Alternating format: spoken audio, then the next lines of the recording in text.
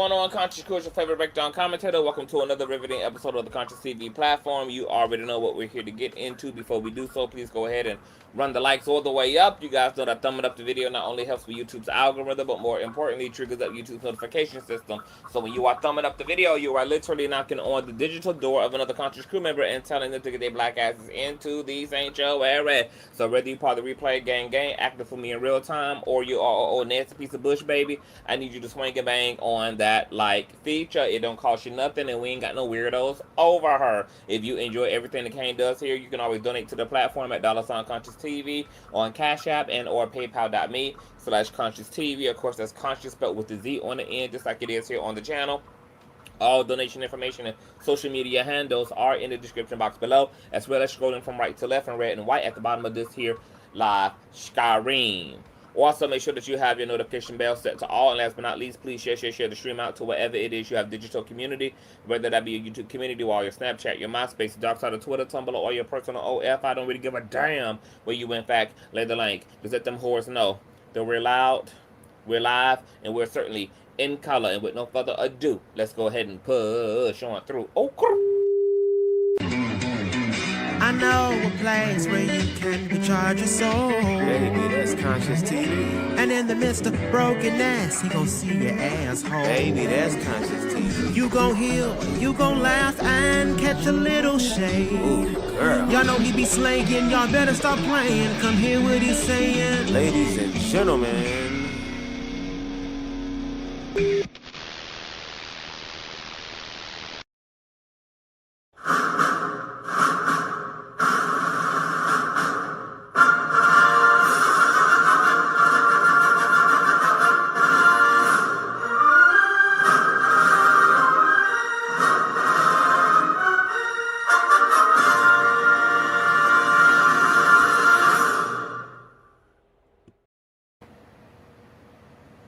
Alright, what's going on, Conscious Crew?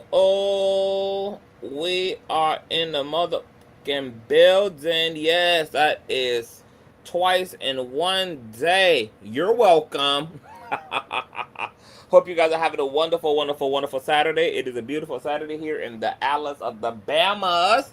I told y'all I'm fully charged and fully alive, child. We finna get into some things. Before we do so, I do want to clarify that somebody added some context to the Saucy Santana video that was in question in our earlier live stream. That Conscious Crew member said that Saucy Santana was at a public pool, which we all could see from the video. And, you know, he was there being super gay as hell with all his super gay as hell friends. And apparently there was a family that was also there at the pool. And the mother apparently was trying to harass Saucy and his friends by claiming that, you know, his kids at the pool and they are inappropriate. I don't know whether she's saying them being openly gay was inappropriate, or, you know, Saucy got a BBL child. I don't know whether she was saying, girl, ass so fat like the sun. My son is here, for God's sakes. But nonetheless, when Saucy said, the niggas want me, the kids want me, the aunties want me, apparently it was like sarcasm, and it was like a snarky, sarcastic reaction to the family that was also there at the pool harassing him and his friends, Shy. So thanks to the Conscious Crew member who gave clarity. I still think it was badly worded. It just don't sound right, and then you leave stuff like that to be snipped and dipped, and people can do what they did with it, which is clip farm it, where you don't have no context to it. So when you're a public figure, and really this goes for anybody who is using social media, just be very intentional when you speak, because the way that people can slice and dice shit up. But nonetheless, I still think it was just terrible verbiage and phrasing. But that apparently is the context for the statement. So we all can at least agree that it's not kins, he said, but he in fact did say kids. K-I-D-S. Saucy, do better with your dick sucker, girl. Moving along. So we're going to get into some Miss Rapper Trina, the baddest of the beast. My God, today she sat down on an old nasty piece of podcast, because y'all know, baby Trina like me, baby, she don't be talking to nobody. So she sat down on a podcast and she got into a discussion about her marriage. To her piece of simp, child, okay? Team simp in the building, baby. If you're looking for a good man, what you're looking for is a simp, child. All right? Trina understood the motherfucking assignment. And she speaks about dating and marriage from the perspective of being a successful woman, of being a high-valued woman. And I thought that her talking points were very interesting, because she practically said what I've been saying when we have had discussions over the past few years about why a lot of these very successful six-figure women seemingly quote-unquote date down. I knew it was because of love, baby. I just knew it. And now a woman has came out and practically revealed, the data from the autopsy. And I'm going to let Trina tell it to you, her damn self. All right? So make sure you guys are thumbing up, honey. Share. Let's boost and unthaw this algorithm. Let's support the kingdom, baby, because the king is always coming through with the content. Shout out to my moderator. Shout out to the country crew who is in the building. Turn your microphones up. And this is Miss Trina, child. You know that one is the one. You've been in the game for a minute, and you've always been the people's choice, the baddest. Now, how did you know this is the one and this is my soulmate? Because it don't matter what a nigga got, what a nigga do. When you know the one is the one, you know that one is the one. How did you know? Because what you got doesn't mean nothing. You can have anything and you can lose that. And then what? Do you still want to be around this person? Is it still going to be your innovation? Is it still going to be the person that you're driven to be around just because they got something? As soon as that's gone, you're gone. That's not really what you want. You have to know that. And when you're a person or a woman and you already got, that's not really what you're looking for. You're looking to be safe. You're looking for protection. You're looking for leadership. You're looking for somebody that's going to be there with you, partner, hand in hand, foot to foot. Yeah. And every day, like, we're humans, every day is not a great day. It's days you got to go through the fire with it, And for me, just being in the industry, I've seen a lot of stuff. I've seen it all, so I'm not impressed. What am I driven by? What do I really want? What do I...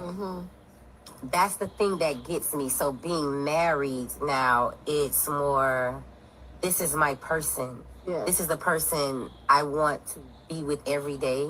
This is the person I want to drive crazy. This is the person I want to be happy with. This is the person I want to go through everything with. And so I knew, because from day one, I just knew. I was like, that's mine. Yeah. Lock in. Respectfully. My God, I'm going to tell you, this is deeply refreshing in the shallow-ass, superficial, materialistic-ass, I'm looking for everything but love-ass society, child. Wow. So Trina essentially chose a man that, first of all, she liked. And a man who had a lot of mental, spiritual, and emotional resources available and to offer, because she already got it. So she don't need the materiality. This sounds like me on a goddamn podcast. I have told y'all so many times before, baby, that I have been the breadwinner in all of my relationships as well. And that has allowed me to date for other reasons aside from materiality. I'm never looking for a man to be able to match me or to be able to have what I have. What I am looking for is great character, personality, obviously all of the obvious chemistry. I'm looking for integrity. I'm looking for a man who is spiritual and disciplined, and a man who I like. And in the words of Trina, someone that I would want to still be with and spend my time with, even if both of us had nothing. And that is a real reckoning that I think a lot of people need to come to terms with, who claim that they're trying to find love and that they're trying to find their soulmate and who are dating for love. Or people need to actually call it what the fuck it is, which is that, baby, I'm not dating for love. I'm looking for a sponsor. Because maybe some people in this culture have an issue with calling a thing because of the stigma that's on that thing. Baby, if you looking for a sponsor, then you looking for a motherfucking sponsor. If you looking for a lifelong sponsor, then you looking for a lifelong sponsor. But what I don't understand is how people claim that they're looking for love, they're looking for faithfulness, but then when you get into all of their preferences, it's a bunch of shallow shit. He gotta be this tall. She gotta look like this. He gotta make this much money.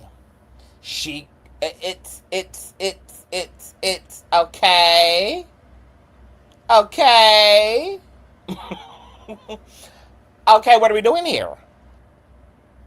Now, y'all chewed Iyanla Vanzant up when she had put a humble boot to Ebony K. Williams' neck about a year or two ago regarding that bus driver preference, baby. But here it is. It seems that Trina took that advice and ran with it. And now she got her man, her baby. She got a man that she finds worthy to brag about, to be with out loud, okay, to give roses to, etc. And let's revisit Miss Iyanla Vanzant, okay, and Ebony K. Williams. This, of course, is covered by no other than the wonderful, iconic, and legendary Fair Use. My God. When we talk, and I know that you've said that you cannot teach a man or tell a man how to be a man. So I will not ask you to indict men in this question. But I do want you to speak, Iyanla, to how women need to, position ourselves so that we can be in our divinity, so we can have our crowns right, how we can create and not build, when some of us, quite frankly, feel that the men that are available to us, and I'm talking about across the color spectrum, across the age spectrum, trust me, I've done them all, they are not positioned to protect nor provide because of some of the statistics we just talked about. They're not earning the incomes. They're not having the resources, and some of them are not even showing up in the leadership. Would you date a bus driver? Would you date if he owns the bus? If he owns it. If he owns the bus. That's a problem. That's a problem. That's a problem. Okay. Because the standards and requisites, and I'm not talking about him laying on his sofa playing video games all day. I'm not talking about that. But the standards and the criteria that we use to measure men is off for who we are as women and who they are in this society. I would date a bus driver if he loved driving the bus, if he was a man of integrity, if he was good to his mama, if he treated me well, I would date a bus driver. But we think that it's another human being's responsibility to give us what we need instead of us building together. I can build with a bus driver. I'd have my little stash over on the side in my prenup, but I could build with a bus driver. So I think some of the criteria that we look for in the reality of today keeps us unhappy, keeps us angry, keeps us imbalance. And then when the men show up, we want to beat them up because they're not living up to our standards and criteria. And it's not working, beloved. It's just not working. So it's not that it's bad or wrong. It's obsolete. It's obsolete. Okay, now Nurse Moonshine says, hey CTV, many of us have already dated for love and dated down and tried to help a man build only for it to blow up in our faces. Worst decision ever, ruined our lives temporarily. I can't do that again. Well, Kevin Samuels told y'all what comes with dating a high-valued man who don't love your ass, and that's you being a part of a glamorized harem, that's you having to endure him being with other women, having children out of wedlock, Kevin Samuels also said that y'all have to put a high valued man first, even if you have children, especially if you came into the relationship with children, that you definitely got to put him first before those bastard children. You know, told women that a high valued man is solely looking for a woman who's a 10 at her worst. She got to be a badass bitch aesthetically, and she's got to be a high functioning indentured servant who is at the whim of her man and completely male identified. So I don't think that's any better. You know, and once again, we're not talking about broke dudes. We're talking about dating for love. Okay? So y'all are splashing all the rest of that shit on top of it. Ain't nobody said dating broke. Ain't nobody said dating for rich. We're talking about dating for love. And here's the thing, my beloved. Okay? I think what the Iyanlas of the world and the CTVs of the world are saying is that there's nothing wrong with wanting to be with someone, because this ain't a conversation just for women. If I got niggas in the chat, and you niggas are always bush watching too, okay? This is a universal discussion for all people. Anybody who claims they're looking for love. Is that you've got to be very clear about, first and foremost, what the fuck that word even means to you, okay? Because I really don't think that people have really unpacked the word love and what that looks like relationally, while also knowing that they're living in a transactional capitalistic system like America, and also understand that the finances are important as well. So where's the balance, right? Between looking for that which love cannot buy. Oh, girl, love cannot buy. Looking for that which money cannot buy, aka love, fidelity, loyalty, emotional availability, kindness, consideration, understanding, compassion, faithfulness, all of those beautiful things.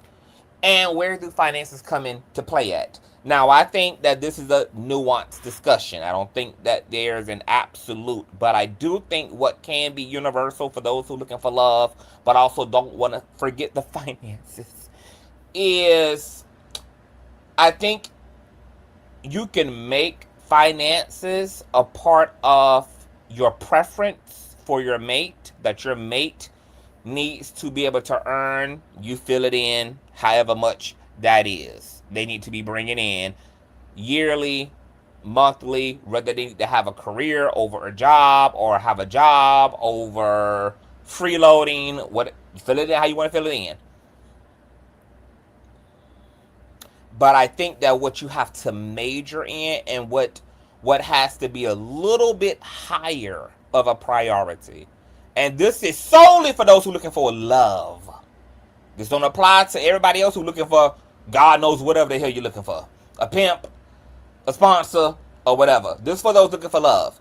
When you're looking for love, I think what is essential and what has to be the focal point is you have to have a bit more stake, and you have to be a bit more invested in who the person is rather than what the person has. Because the who is where all of the reality and all of the potential is. The who is what's going to determine what the end of this thing going to look like. It ain't going to be the finances. Because for those who are looking for finances, the relationship is going to go when the finances go. We already know how that's going to end, baby. That is going to end, okay? When the finances, girl. When you're not being able to shop on Rodale Drive and you got to shop at H&M instead, girl, because of the finances. The finances. Okay? The relationship is over, baby. But when you're looking for love, who matters? And who matters, then the what, the who has matters. Because if you're marrying one hell of a woman, if you're falling in love and building a relationship, to hell with the word marriage. If you're falling in love and building relationally with one hell of a woman, with one hell of a man, they may not be rich, they may not be profound high earners, but if you're falling in love and building with one hell of a woman and one hell of a man, you have someone who's willing to build and somebody who's always willing to improve upon all aspects of y'all's life together. Somebody who's in it to win it, somebody you can depend on, somebody who's willing to pick up the slack if need be, somebody who's willing to swap roles when need be, somebody who's there on your good days, somebody who's there on your ugly ass days, somebody who's there on your well days, somebody who's there on your unwellness days. And my particular mode of dating is I'm okay with being by myself if I can't find a person who has a great who. Not a great what, but a great who. Because I don't give a damn how much money a nigga got. If a nigga ain't got a great who, but he got a great what? A great BMW? A great lifestyle? A lot of great plaques on the wall? A great house? A great 1st and a 15th?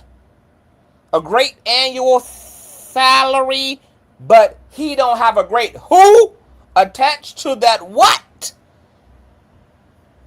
Baby, I ain't the motherfucker for you.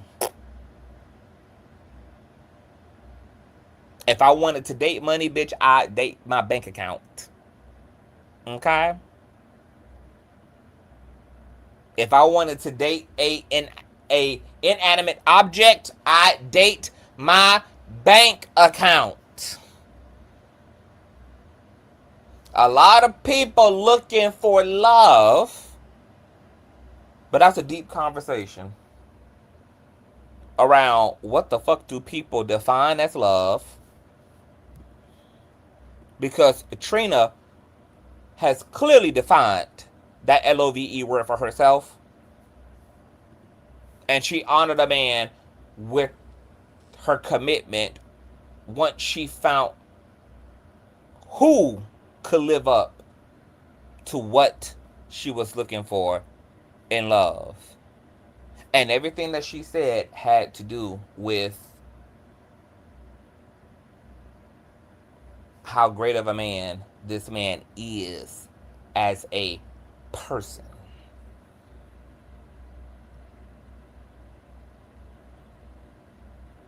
This explains a lot of why Sky Jackson, Keke Palmer, Britney Spears, Rihanna, now Trina, and so many successful women seemingly have dated down. But that's only dating down on the front end. For them, they picked up on the back end because they found the great who, which, to be honest, is truly what mostly everybody's really looking for, is a great who. I know for me, I found it relieving when I was able to get to a place where I could be the breadwinner, period, and I could hold my own, period, because that was one less thing I had to focus upon when it came to what I was looking for. And Trina is right. When I thought about what kind of motherfucking person I needed to, that was going to work for my life, I needed a great person. I'm an empath. I'm deep. I'm prophetic. I'm mystical. I have a lot of emotional depth. I have a lot of mental range. I have a lot of quirks. I have a lot of earthy hobbies. I'm very eclectic in my taste in music and art and culture. I like deep conversations. I like to intellectualize. I like somebody who knows how to engage in nonverbal conversation. That's what I need. You having a Rolls Royce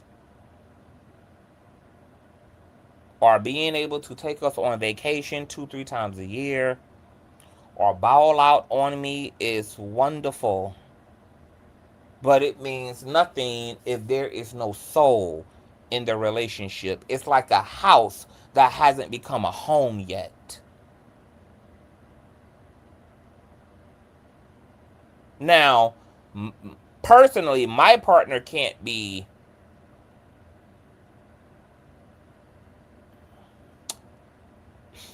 a bum. My partner has to be productive. But doesn't necessarily have to be rich. But has to be productive. Because I think a person who's productive,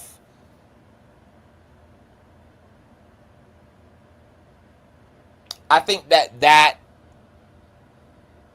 demonstrates certain characteristics about themselves. Somebody who's productive is somebody who has something to contribute. Somebody who contributes. But for me, the contribute is very nuanced. I might be better at making the money. He might be better at handling the money. Because financial literacy is a real thing. And there are plenty of people who have money but don't have literacy around money. So they cannot hold on to money. They cannot budget money. They cannot utilize money effectively.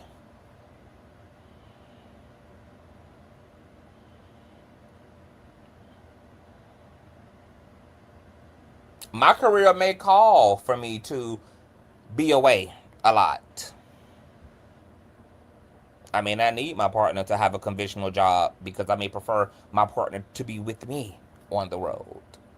Or I may need my partner to be able to stay back and have more time than I have, at least, to take care of the estate, to take care of the property.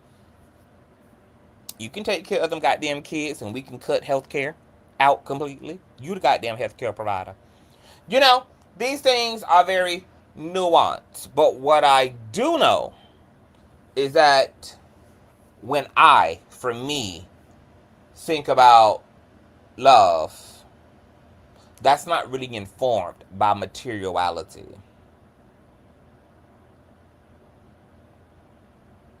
It's more so informed by character, productivity,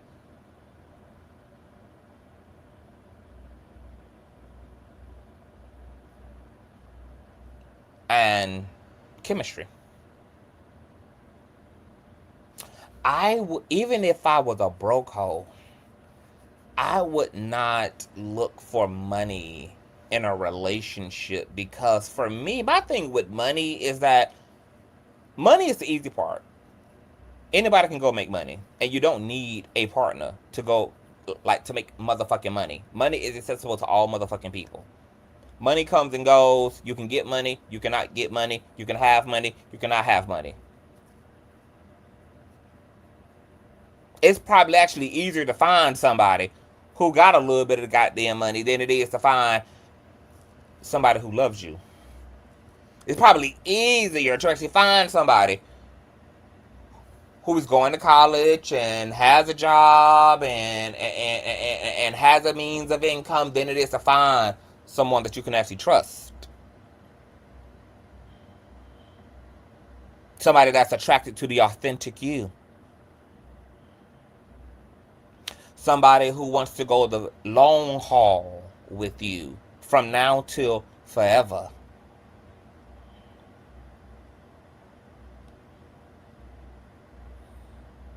That's the harder, more difficult, more unique thing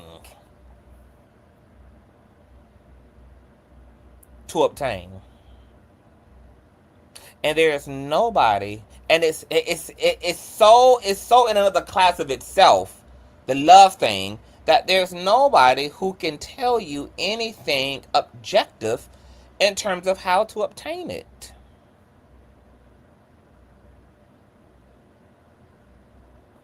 What I also know is that when you grow up as a person, and when you mature as a person, and when you get really motherfucking good at taking care of yourself, the less you also require from people. I know at 40 and being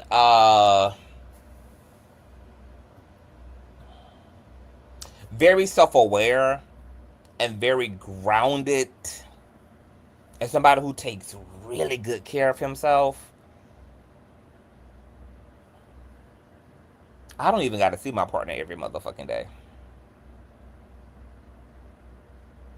My partner is in the military,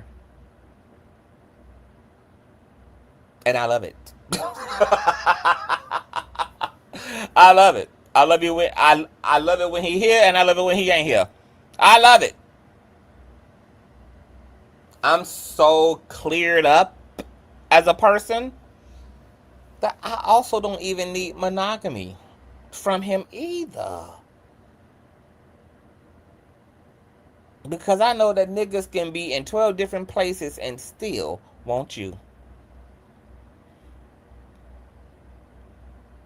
It don't even mean nothing to me if a nigga want other people. That ain't got nothing to do with me and what we got going on. As far as I'm concerned, I share you anyway with others. I share you with your friends. I share you with your family. I share you with your coworkers. I share you with every other person that you love and that loves you. So we're all really in a poly relationship. Nobody actually emphatically just belongs to us. But I think that people need to really get clear about that term love. And I think that we need to grow as a society and understand that love also is synonymous with the term healthy.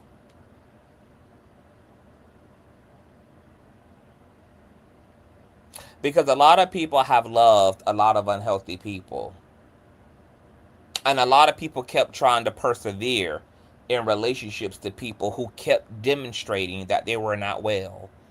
And that unwellness manifests as unfaithfulness, deception, lying, being emotionally abusive, physically abusive.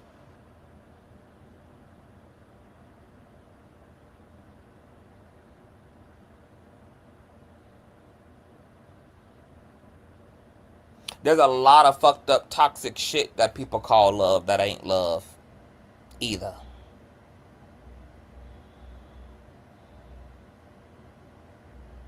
So,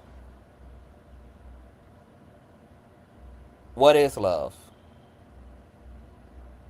What do we mean as individuals when we say, I want love? And is your love conditional? Is your love unconditional? Because I think for those who have conditions attached to their love, they need to be well enough to be integral enough to also list those conditions. Your wedding vows and your commitment vows need to include all your conditions so that a motherfucker is not under the impression that shit is all sweet over here. If them finances dry up and you gone, baby, the motherfucker you with need to understand that you gone. So all expectations can be completely and utterly appropriate, baby. If you're more attracted to what a motherfucker got than who they are, you need to say that. So that a person is completely clear about who and what the hell they getting. Don't be using poetic ass language to hide and disguise ulterior ass motive. Keep it 100. Get clear about what it is that you're looking for and what it is that you want. Get clear about your absolutes and your absolutes. And make sure that everybody has a motherfucking understanding in this bitch. But shout out to those who don't have to worry about finances no more. Shout out to those who can look for the humanity. And, you know, I think it's important for this generation of individuals to really talk to a lot of old heads who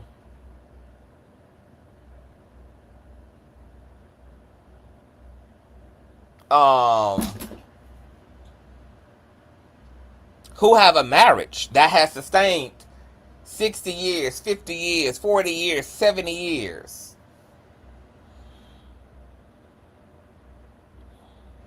Because what you will find in talking to old heads who have actually done this thing and have something to show behind this LOVE thing is that it took a lot more than motherfucking money to make shit work.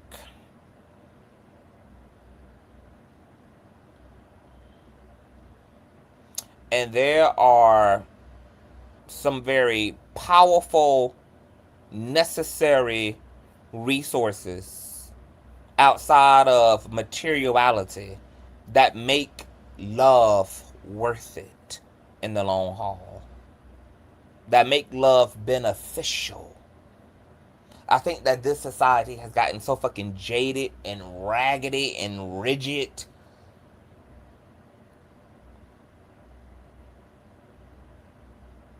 that we don't even really have any other way to describe love aside from talking about a bunch of shallow ass preferences.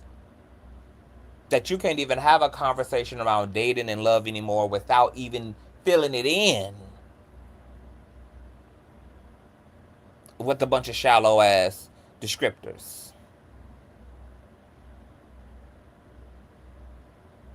So I want y'all to hear Trina one more time, then we're gonna move on, my love. But let's let Iyanna finish out her statement, then we're gonna play Trina back, then we're gonna get into Miss Claressa goddamn all shills.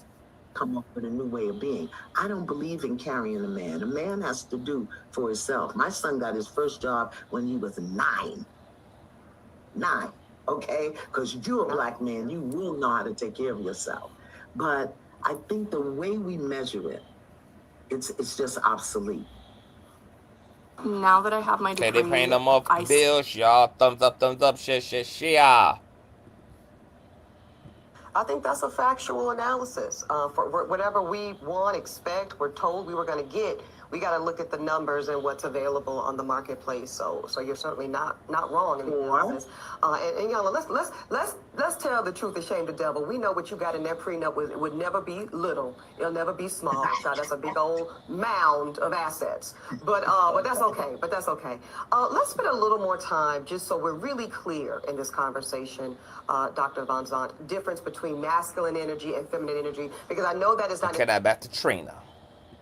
Been in the game for a minute, and you've always been the people's choice, the baddest. Now, how did you know this is the one and this is my soulmate? Because it don't matter what a nigga got, what a nigga do. When you know the one is the one, you know that one is the one. How did you know? Because what you got doesn't mean nothing.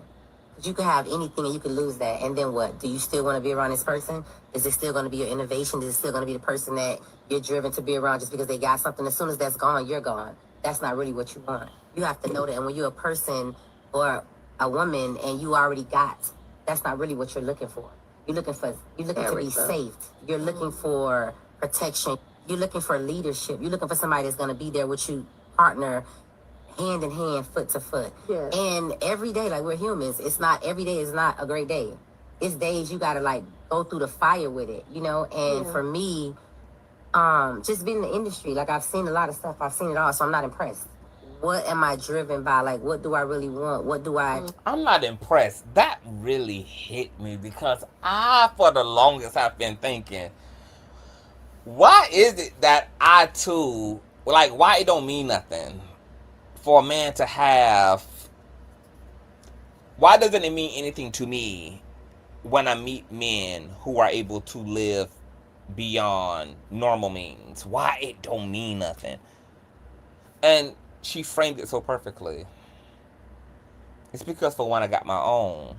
And therefore, it doesn't impress me.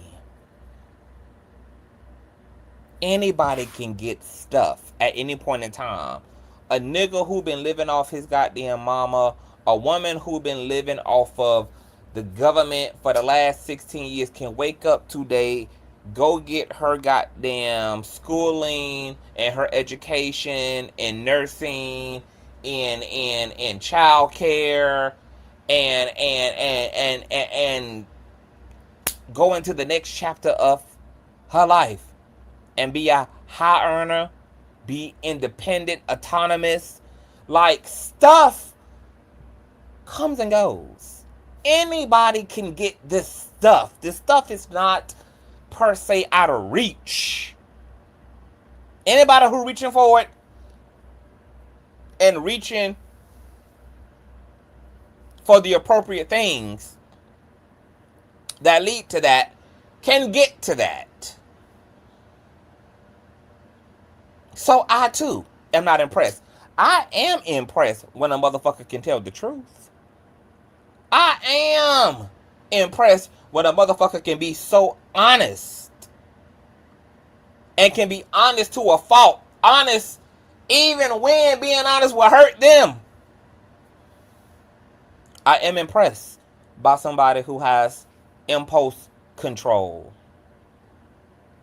I'm impressed by a man who has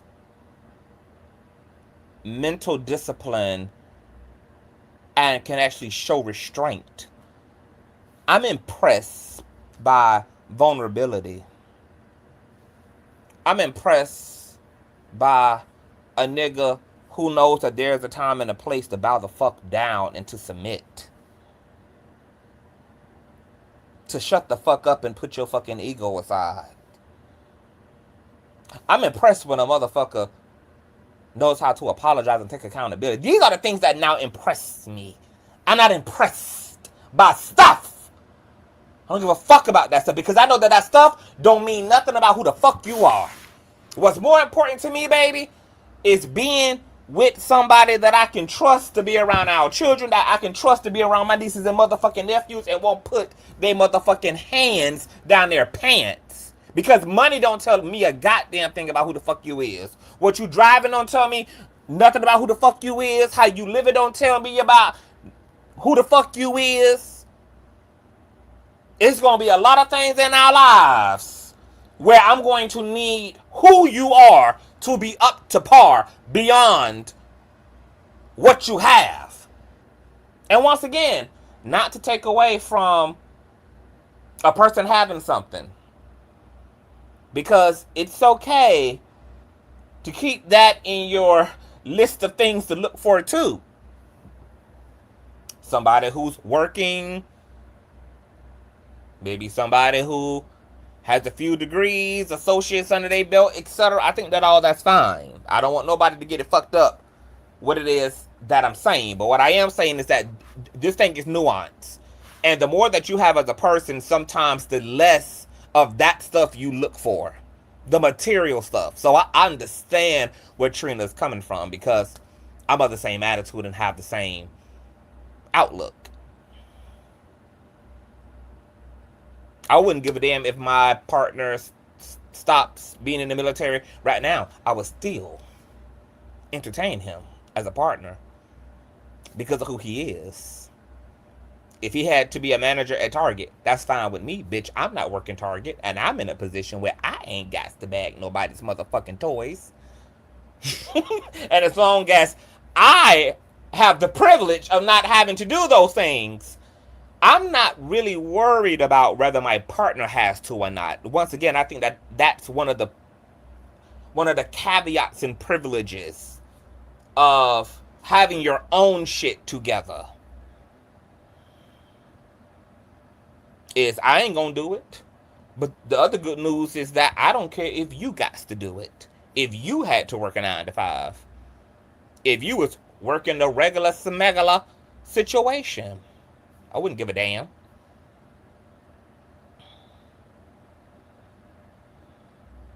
And look, this ain't about getting nobody there, CP. People can do whatever they want to do. If people are looking for billionaires and trillionaires and quadrillionaires, okay, I mean, hey, go for it. I'm sitting here, though, indulging in the Trina conversation because it's a conversation and it's an approach to dating that we just don't hear about anymore. And I love that. This is giving me old 90s, 80s. You know, love conversation is classic. It's romantic. It's practical. It's grounded. It's with all the other extra bullshit just shaved off. And it's just about some human to human shit, bitch. Can we sit in a tree? KISSINJ. Can we sit in a tree in KISSINJ, my love? I'm sick of the other conversation. I'm sick of it. There's 50 million nooks and crevices of social media that you can find. I need a baller shot caller. I need a bad bitch. I need a childless woman. I need a childless. So you can find that shit. That shit is flourishing and thriving and it's doing this thing in the algorithm. This here, yes, this here, this shit here, the godmother, Iyanla, and sister Trina here. Yes, that's a piece. I need a piece of that, baby. Cause baby, I'm sick of every goddamn thing in the world, baby. I'm sick of it, baby. Can we do some simple adding and subtraction, some simple multiplication and division, baby? Can we just talk about sitting in a tree, KISSING? That's it, I'm motherfucking all, baby. Because it's all gonna come and it's all gonna go. Bitch, what you need to be worried about is if I'm gonna love you with your wig off. Am I gonna still want to hit that from the back? Baby, am I still gonna be here when you hit me with your morning breath? Is this still gonna be a viable situation? I would need a great person. A great person has the potential to gain a lot of stuff if that's something that is necessary and or desired. But the math shows that anybody can go get the stuff. That ain't the thing that's hard to find. It's plenty of motherfuckers who can get off their ass and change their life at any point in time they want to and do so every motherfucking single day. There are welfare success stories every single day of individuals using the system to go from zero to hero. Now tell me where you go find a good person at. Tell me. Give me the GPS coordinates to where you go find the trustworthy, where you go find the faithful, where you go find the honest, where you go find the lucid, where you go find the developed and the emotionally aware. Tell me. Give me the GPS coordinates on that shit. Because you can put up to any college or university campus and find people who are on their way to the bag. You can pull up to any corporate space and wait for every employee to come out of the building if you're looking for somebody who get into the bag. That shit can be found on any and every street corner. where you gonna find a good person at?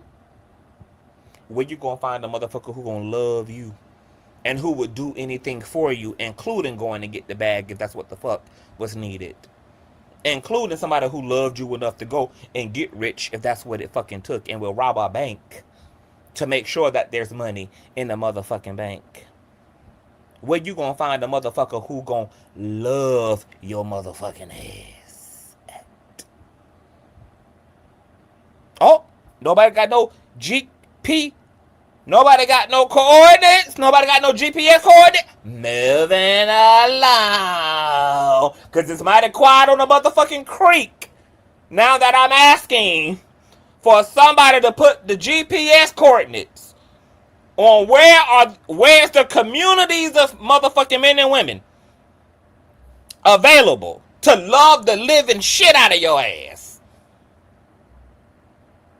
I don't see your address. I don't see your GPS coordinate nowhere in sight in the chat.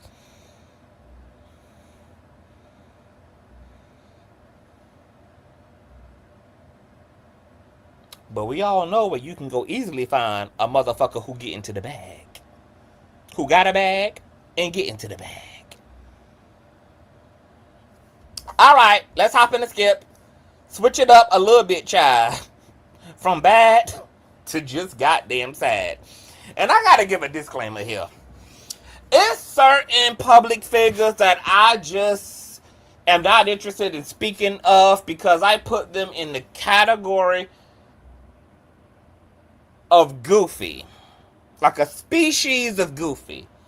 So y'all will find that there are certain celebrities that y'all don't really see me talk about like that, despite how much they headline, how much they trend. That would be Tokyo Tony, Blueface, Bootsy, that goddamn Krishan Rock. Only under every blue and red moon you might find me giving some commentary, child. But Claressa also is one of those people, baby. She's just so goddamn goofy that I just cannot. Because the thing about goofy people is that their lives are so outlandish already that it is the commentary. Like, their very life is the commentary. Their very life is the roast and the gag and the entertainment of it all. There's really nothing that you need to really say or do or even add to the mix, because their lives encompass all of that already. She's one of them folk. But I saw this trending in my algorithm, and I said, my God, I think I'd have some time for a goofy today. Let's check out Claressa Shields, who was on a recent episode of Cam Newton's Funky Friday. And she got into her man and her pap, and her pap and her man dialogue. Never were intertwined. Let's refresh this. This be a big thing when it was like, she's over there living her happy life. We're over here living our happy life. Our happy lives never were intertwined. Never. So it's like when I hear this stuff, I think that women who try to come for me, they're mad that he didn't stay there and deal with it. Ooh, child. And he moved on. My God. That's the only thing. He moved on with somebody, like you said. He's older than me. I'm younger. I'm top of my game. Ooh. Got my own money. I look good. My body look good. That's the problem. He was supposed to downgrade. He's supposed to go to like... Okay, you hear that, Remy, ma? You hear that, Remy? Somebody go check on Remy. Instagram model who got like 2,000 followers and do that. He ain't supposed to be able to bag the greatest. That's the problem to me. That's the problem. Because it's like, I ain't never done none of y'all. All I did was be in a happy relationship, be with him. I try to avoid this conversation here about mentioning the ex. I'm trying to swivel and swerve because it's like, what I'm talking about you for? We're not going to fight. That's not my lane. You do what you do, I do what I do.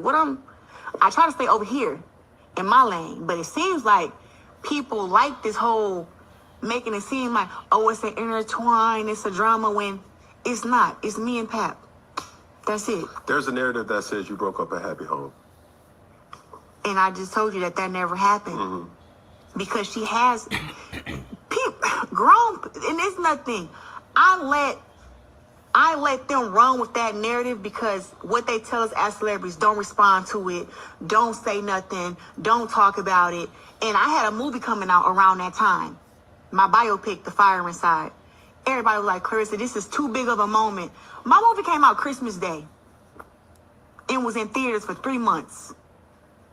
I'm not about to try to explain to nobody that what she did before I even met him and how she was with this dude and all this stuff. Trying to defend that, trying to defend me and him being together when me and him know the truth. Mm-hmm. And those who really are stand-up people accept the truth and know it. Yeah. It's a timeline between their stuff. Why do you think he knocked Buddy out? That was back in 2021, 2022. I ain't know Pap. I met him 2024, July 6th to be exact. So it wasn't a happy home to break up. What's the holdup? Divorce they've been to court and everything. Oh. Divorce doesn't happen overnight. They talking about, I don't know how long they was married, 16 something plus years. That's a lot of stuff to divide and figure out, and it's a kid involved. So it's not something that's like. Have you had a relationship with the child? No. Okay, so that's completely separate. But this is a kid, though. Yeah. It's the kid. I don't think people should involve kids in grown folks' business. Okay. That's how I was raised. But whenever that time comes and they both decide, hey, it's time for her to do whatever, that's what happened. But I got my own kids. Do you guys stay together? I would say it's like half and half. He got his place in New York. I have my place in Atlanta. But we're together all the time. Like he's on his way here now. Okay. And juggling the relationship, having not just being public figures, having children. Now, what the hell she mean she got her own kids? She ain't got no damn kids. We having a baby next year. Yeah. Huh? Yeah, we having a baby next year. My God, today, baby, they about to start popping some little paps out next year. Y'all heard it, girl. She gonna put her $9 trillion ass career on hold next year to have that married man some children. Now, before we get thick off into this, I want to say, baby, she eating this red wine. This red wine, multi-layered omega level ass 360 lace unit on her head. Oh, baby, she chewing. She looks damn good, bitch. It's just unfortunate that she looks good with a married man. But she does look damn good.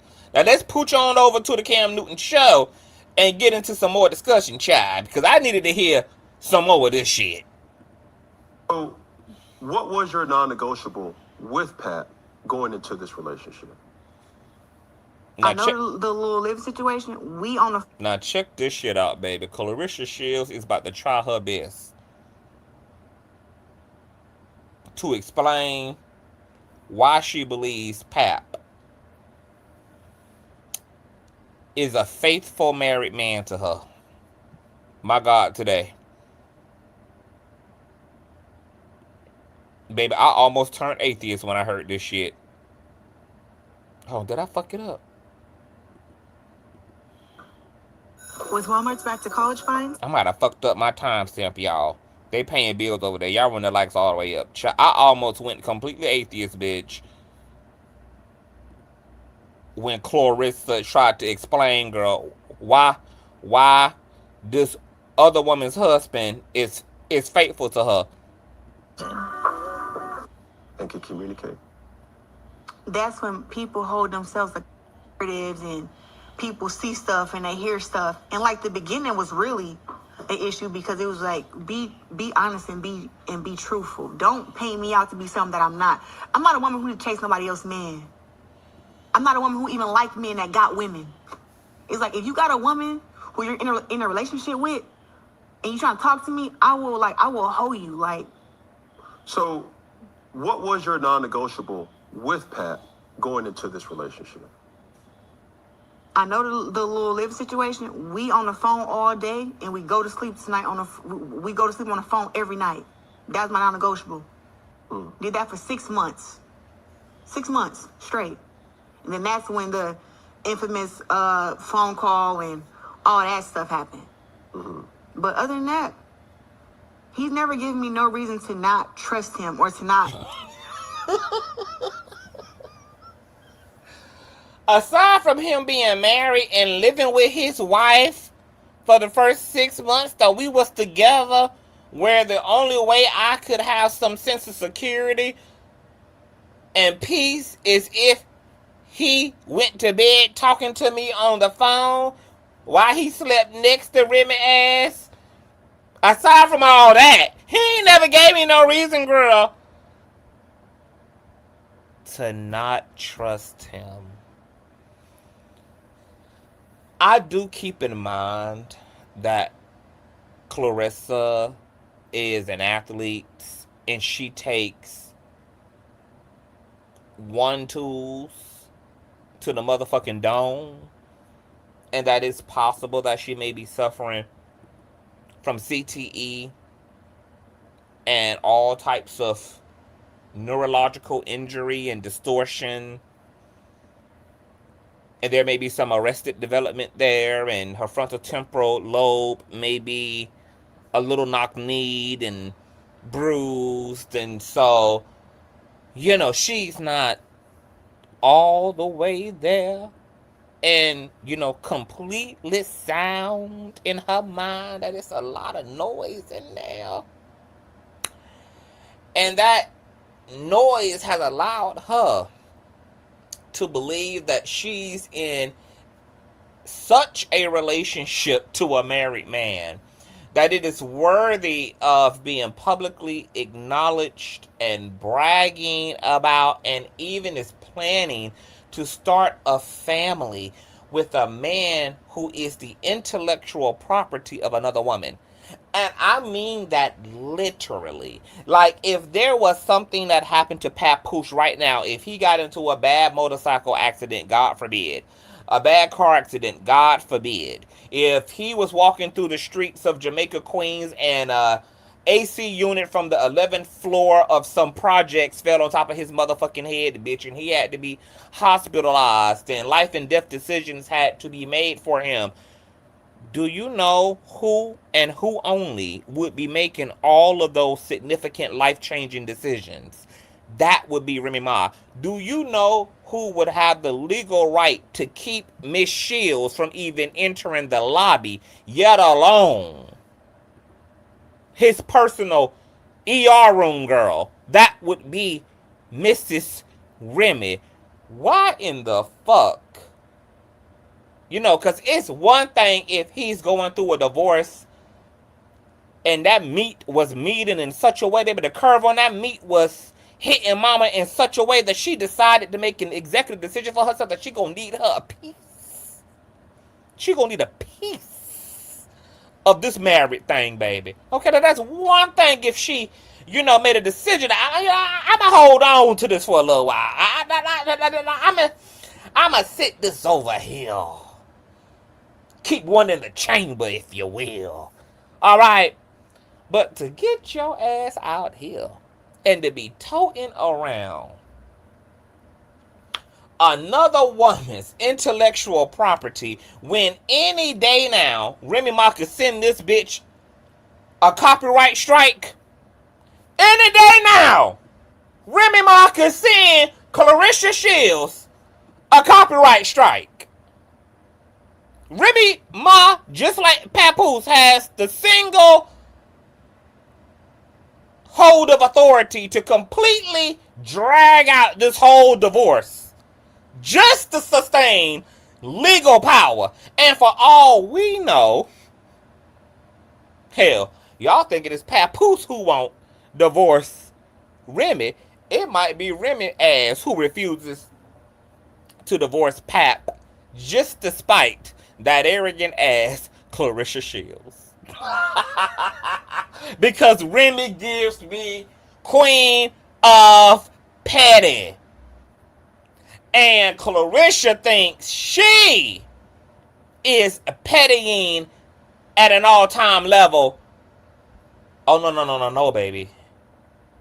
It's Remy Ma who's playing chess while Claressa ass is playing checkers. And then the nerve to sit on the same soured ass pleather chair that Ray J's bussy hole was lodged onto for a few hours worth of an interview, and to talk about how you're planning to have children with a married man when you haven't even met the pre-existing children who are going to become the step siblings, the half siblings of your soon to be children. Not only have you not met them, it appears that they won't be meeting the other half of the goddamn family either. What in the hell is Claressa talking about? And this is what I mean by there are certain people that I don't bother even talking about and putting on my goddamn docket because their whole lives are so outlandish and so outrageous that there really is not anything to say. It's all being said out loud already. Just them living is the commentary. Okay? There really is nothing to really expose or to add because it's all out there polarizingly in our face like egg. Nasty TV throwing my neighborhood. Shout out to Jamaica Queens. Apparently killing petty out there in a 400 square foot trap house. Drive by there, Karen. Drive by that 400 square foot trap house that Nicki Minaj done banished Kenneth Petty to out there. And tell me if you see Papa Bear in the front yard playing with an empty pistol. Let me know what you find. You know, but it's certain people that you just aren't even bother talking about. And to be looking this goddamn good in front of Cam Newton on Funky Friday.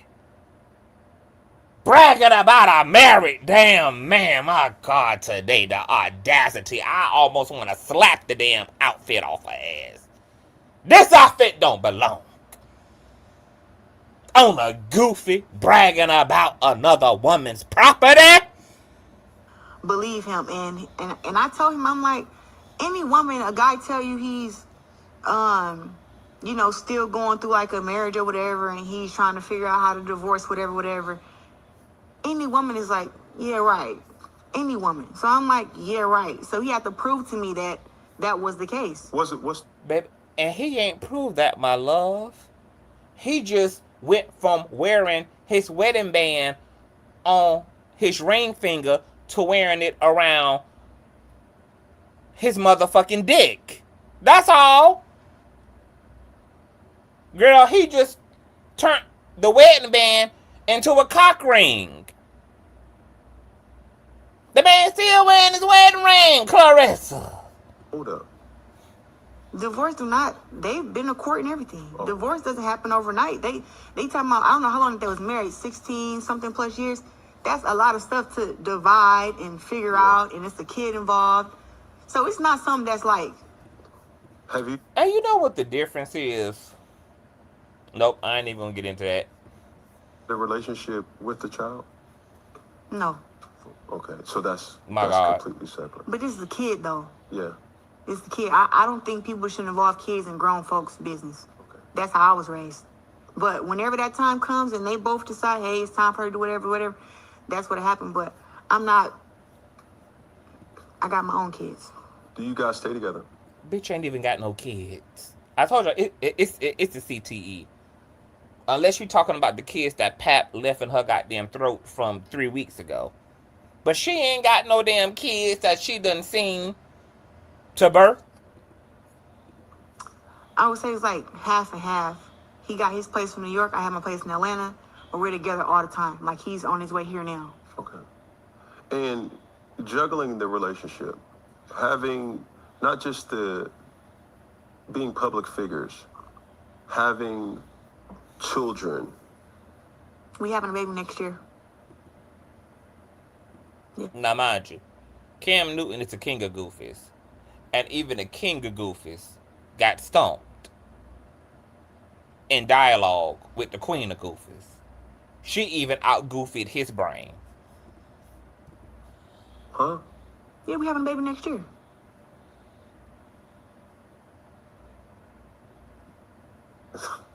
Hey.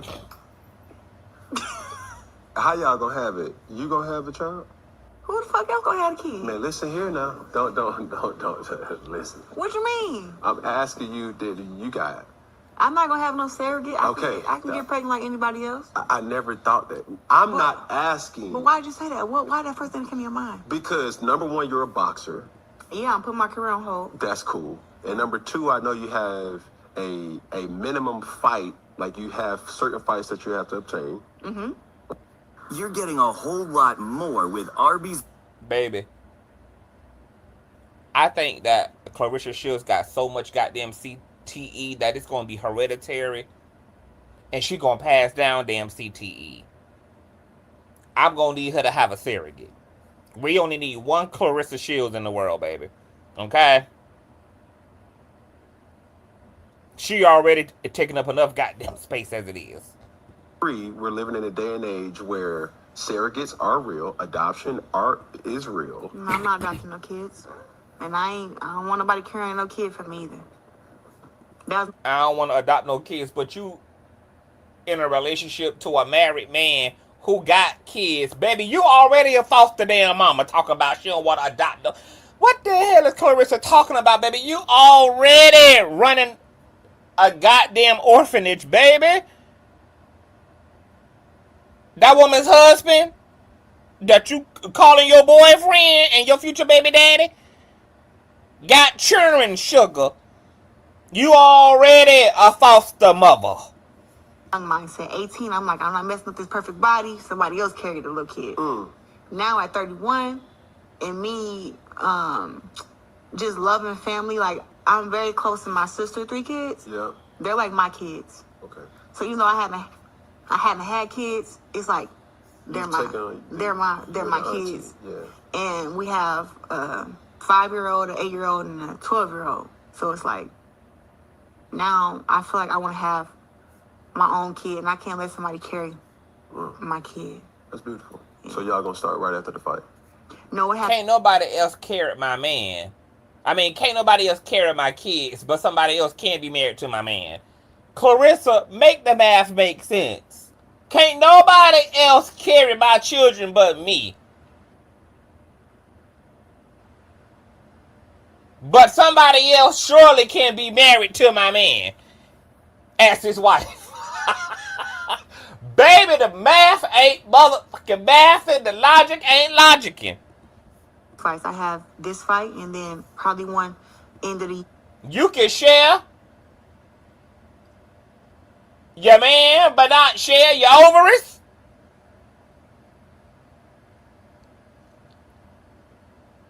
You already sharing his body. You can't share his goddamn nut with a surrogacy. January, then y'all gonna get active. And also too, he asked me if you would have asked me, was I ready to have a kid or did I want a kid? I would have said, I would have said, hold on to probably 35. Before I met him, I would have said, hold on to 35 because I feel like I want to retire at 38. So when I have a kid, then come back and have two more fights, then be done. But it was like, with him, I'm willing to have a kid at 31, 32. Why 38? To retire? Yeah. I got to make sure all the fight is out of me. I think after then, I won't be walking around punching nobody no more. It's them 6 weeks. It's not the 6 weeks. Do I think that Pap, my bag and my Pap, do I think Pap really likes Claressa? Yes. And the reason why Pap, my man and my Pap and my bag, really likes Claressa is because Claressa is male identified and worships the literal rugged ass souls of Papoose's feet. And Papoose's narcissism indulges all of that, baby, because she's so enslaved and proud. She's so male identified and proud.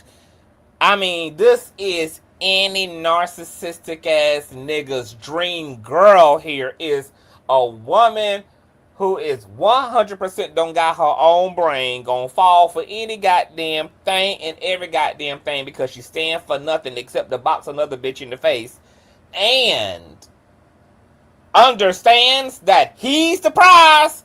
Oh, baby, Papoose got it made. See, Remy was his equal. That's why they both cheating on each other. See, that was 0 times 0, baby. See, that was Superman with Superwoman. Okay? Remy was his peer. Okay? Remy had her own claim to fame. She got her own. She's her own flex. Pap is an accessory to her already independent flex. Claressa Shield over here, baby. Oh, yeah. I ain't met none of the children. I ain't never met the wife. And I plan on having his children next year despite the fact that they ain't divorced, and I ain't met none of the pre-existing children from the current marriage he involved in either. And I'm just as happy as I want to be, Newton. God couldn't have sent me a better man, Newton. I got exactly what God wanted for me, Newton. I'ma throw off my whole damn career next year just so I can have a married man's children. We blessed over here, y'all. Pap is in mammy heaven right now because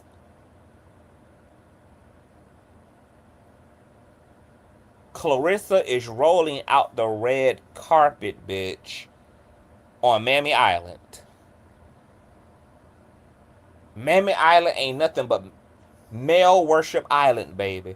Papoose might as well be a Greek Olympian god. Okay, who requires daily sacrifice from the mortals. Claressa Shields being the mortal in this case.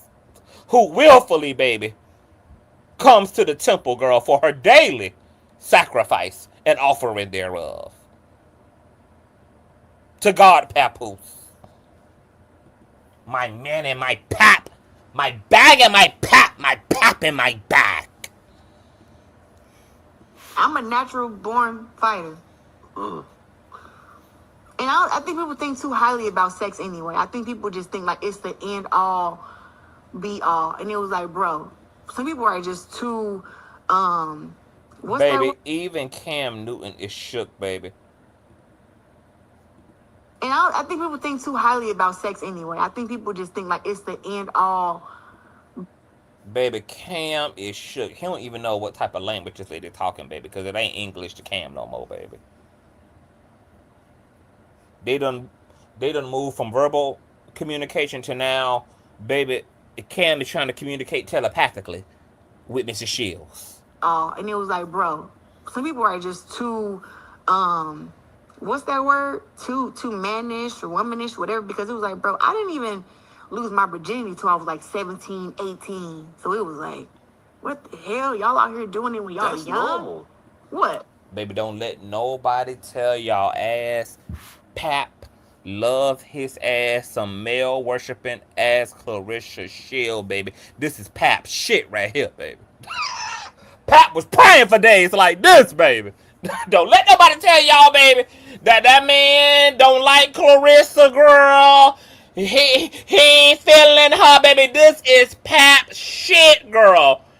This was on his 2026 Christmas list from Santa, girl. Because it don't get no better. than an airheaded, no mind, no self-esteem, no dignity having ass, good looking, successful ass motherfucker who just right in the prime for exploitation. Like Miss Claressa Shield, girl. She all in, girl. He ain't even gotta put a metaphorical GU into her head, girl. She willfully in the trafficking vehicle. Baby, just take me, baby. Claressa Shield the kind of bitch, she jump in the white van, baby. You ain't gotta tie her up. You ain't gotta force her in the SUV, no nothing, girl. Just jump through the damn window, baby.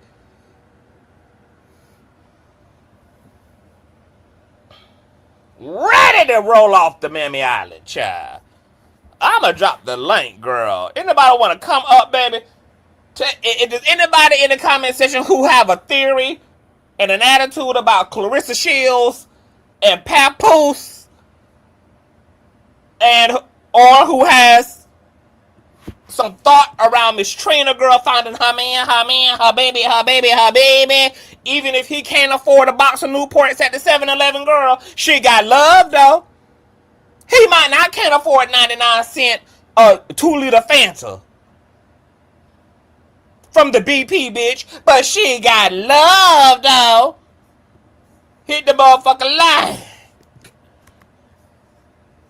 I just dropped the link. Anybody who want to come up, let's continue to listen. No, it ain't. These people out here having sex by they 12, 11, 13. Jeez. I bet you asked everybody in here when they lost their virginity. I bet you. All right, man. Let's start right here. I bet you people be like, hey, I was 10, I was 8, I was 9. Okay, let's go back on the timeline. How she really met Papoose. Because, man, I'm curious to hear this. I don't know shit about their story. I just know that Papoose is one happy ass narc.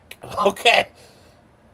But that's the fight it was, July 6th. And then 2 weeks later, I fought for the heavyweight world championship. So you was in camp? Yes.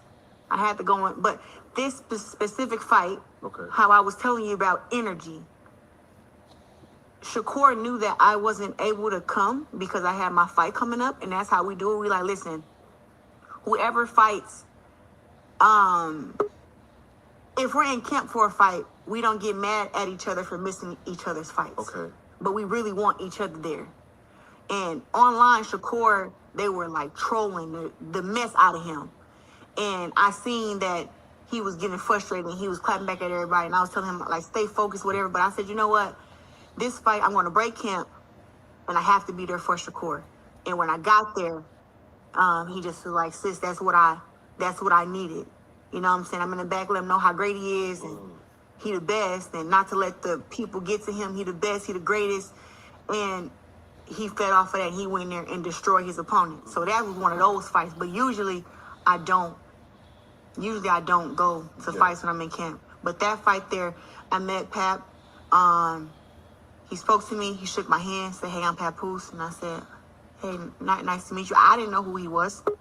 I don't even think I knew he was a rapper. Mm-hmm. I didn't know him. But after that night, when I'm always commentating and yelling throughout Shakur fight. You probably heard me on the camera many of his fights. And while I was yelling and talking to Shakur inside the ring, Pat was probably like a little bit diagonal, probably a row in front of me. He was cracking up and he kept talking to me. And then at the end, I do interviews with everybody. And I was by myself. Like you said, you like going by yourself? I'm by myself, no security, jury, everything on. I'm in Newark, New Jersey. And Pap was there with like probably 3-4 of his cousins. And I was doing an interview and I seen him from my peripheral. He was just waiting right there. And then I was taking pictures and the camera guys was all surrounding me. And I just remember him walking up and asking me for a picture. And he kind of stood over. Somebody said that Pap loves him a woman that he can send on a store run at 3 a.m. in the morning. Somebody said that Pap loves him a woman that he can send downstairs in the middle of the night if there's been a big noise and a strange noise or something like it's a motherfucking intruder in the house, bitch. He loved them type of a goddamn women, child. I want to welcome Todd and Deuces to the motherfucking chat. Hey, Deuces, boo, what's going on? Hey, C, how you doing? I am well. How you doing? I'm doing okay. I can't take too long. I just wanted to say this. Yes. This Clarissa is getting played by a older dude. It's different. When you in your 40s and 50s and you doing your thing, and then you buck up on somebody who may be a Clarissa's age, he is slaying that. Mm. So of course she's gonna jump out the window. Mm-hmm. But like like Remy, I'm Remy's age, so we laughing at this kind of stuff. But I feel sorry for her because she's gonna get hurt by him. What is it that you think she is so enthralled by when it comes to Papoose? Because Clarissa is a very attractive lady. She's successful. She's Hmm. talented. Why a married man? Do you think she ain't had no other viable options aside from Papoose? It's that you know what, Anar, they can make themselves very beguiling and charming and things when he's probably on a hunt for something new. Hold on for 1 minute, You know, babes. Hold on for 1 minute, boo. People saying that there's an echo. I don't hear an echo. Do you hear an echo, Todd? Yeah, I hear an echo. Damn, I I never definitely hear hear it. an echo. is this better? Can you try to go out and come back in, boo? Okay. And it definitely is StreamYard, y'all, because when I listen to the playback of the live we did earlier, even my intro music was echoing. But I don't hear the echo on my end. And that's definitely it's either StreamYard or YouTube or both of them fuck ass niggas doing the That's a most. good thing. That's a good thing to know because I was getting ready to run down T-Mobile with my brand new S Ultra 26. Okay. So, are y'all getting an echo from Todd? Before you continue, Todd, is Todd echoing I too, think y'all? I can hear myself echo. Okay, hold They're on. probably hearing it too. Damn, they saying that. Damn, they hearing you too. Yeah, they say he has an echo too. What the fuck? Oh my god. How did you manage to get around the echo the first time or the last time? What? Okay, so Todd gone. StreamYard is doing too much. Hold on. We finna do a call in. This gonna be the first day of the call in, child. I was gonna save the call in till next week. Cause in StreamYard, she ain't gonna cut it. Yeah, I'm good. I ain't got no echo on my end. Let me see here. Demesis? Can you hear me? Yes. All right. Okay, so hold Yeah. on for 1 second, boo. Okay. Does a Demesis have an echo too, y'all? Hello. Can y'all hear her fine, or does she have an echo? Cause I don't hear anybody echoing on my end, but y'all hear the echoes on y'all end. Okay, so no, you don't have a echo, boo. Okay, Okay. hit the ground running. So listen, I wanted to come in and speak about this because I wanted to get your take on professional women dealing with men that clearly have that they shouldn't be dealing with. No matter, and even to the point of your conversation earlier about, loving who you want to Mm. love, where does the line draw, come in between you just actually being with a bum? And I want to share my situation. Okay. So I've been with my children. Well, we were together for 9 years. We have an 8 and 4-year-old. Now, our relationship was a little rocky. We didn't always have support, to help us through Mm-hmm. our, stuff. So, in the midst of us not being together, but still in the same home, Yeah. with plans to, separate, he get his own place, we work on ourselves, and eventually get back together. He Mm-hmm. ended up getting with someone else. Now, this woman is a doctor. She's a veterinary doctor, so she has her own. She's a lesbian as well. Oh. At least that's what he told me when he first met her. You know what I'm saying? So she was supposed to have been like just a customer, somebody that was buying, we'll just say, some green off of him. Mm-hmm. Oh, babe, don't worry. She's a lesbian. She's not into men. She's just a customer. Her doctor friends, yada, yada, yada. So things started to go real bad with us again. So they hooked up. I said, I put his ass out. Now, he didn't want to move out and live with her, obviously, because he didn't want to be a bum under someone else's roof, but ultimately that had to go. Now he's living with her, and now he's driving her car. Mind you, he's like in between jobs, no car, but she's all open with it. This man has been also trying to still deal with me because we have 9-year history. You know what I'm saying? I'm the person he actually loves, but he got with somebody that quote unquote makes him feel like a man. And I kind of wanted to see what the difference is between my situation and Pat, because like you said, this woman is obviously making him feel like a man or doing something, but at the same time, is he really feeling like a man when he's being taken care of? Or is this just a different type of man? You know what I'm saying? Quote unquote man. I hate to even give him, in my case, my children's father, the man title, because to me, how are you a man? And now Pat does have his own money, I would assume. You know what I'm saying? He has his own. However, we all know who the star is in that situation. Yeah. You know what I'm saying? But I mean, that's all I wanted to say. That's all. That was my take on it. What is up with these professional women getting with these men that have nothing to offer them? Okay, so what did you think about Trina saying that she pretty much opted out of dating a man for means and dated a man for love, a man who gonna be there for her, who gonna feed her That's Robitussin when she's great. sick, That's and great. But at the same time, coming from Trina, the biggest 305, 304, or whatever you want to say, she probably will have to say that because she, as a woman of a particular caliber, she can get a man who has love, all those things. And, well, then again, let me not say that because I don't know if her man's a bum. You know what I'm saying? But again, coming from somebody like Trina, I feel like he's a somebody. medium bomb. He's a medium. Okay. Because it sounds like, what's her name? Sexy Red is going to be saying the same thing in the next 20, 30 years.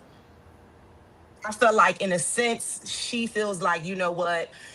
I gotta do this because I don't know what caliber of man I have access to. You know what I'm saying? So it's hard to really say on her end because everybody should have a right to feel like that. But at the same time, did we do certain things in our lives to where as though we have to humble ourselves and say, well, you know what? I don't think I'm gonna be able to get somebody that comes with more than love. Maybe I'm gonna have to settle for somebody that, Cause gives me remember, love, but Trina done dated Wayne. She done dated NBA players. She done been cheated on and not engaged and not been turned into the wife. So I think she's like, when it comes to dating another man who could be considered her peer, it seems that it comes with too much. It's too high maintenance, and a right. man who got a lot feels he's entitled to a lot, including more than just you. Right. Well, you know what? Listen. I guess it works. I guess it's no different from Mm, having a man that has everything and he don't mind coming from a woman that wants to be homestead and mm, you know what I mean. She doesn't. Her dream may be to be in the household. You have some man that will still lead in the house, but yeah. allows her woman to be that main, not necessarily that the Right. man, but that main character. Mm-hmm. So Yeah. listen. So Thank what you do so you? much. Okay, I'm because I sorry. got one more question for you. Sure. What was your core issue with your dude?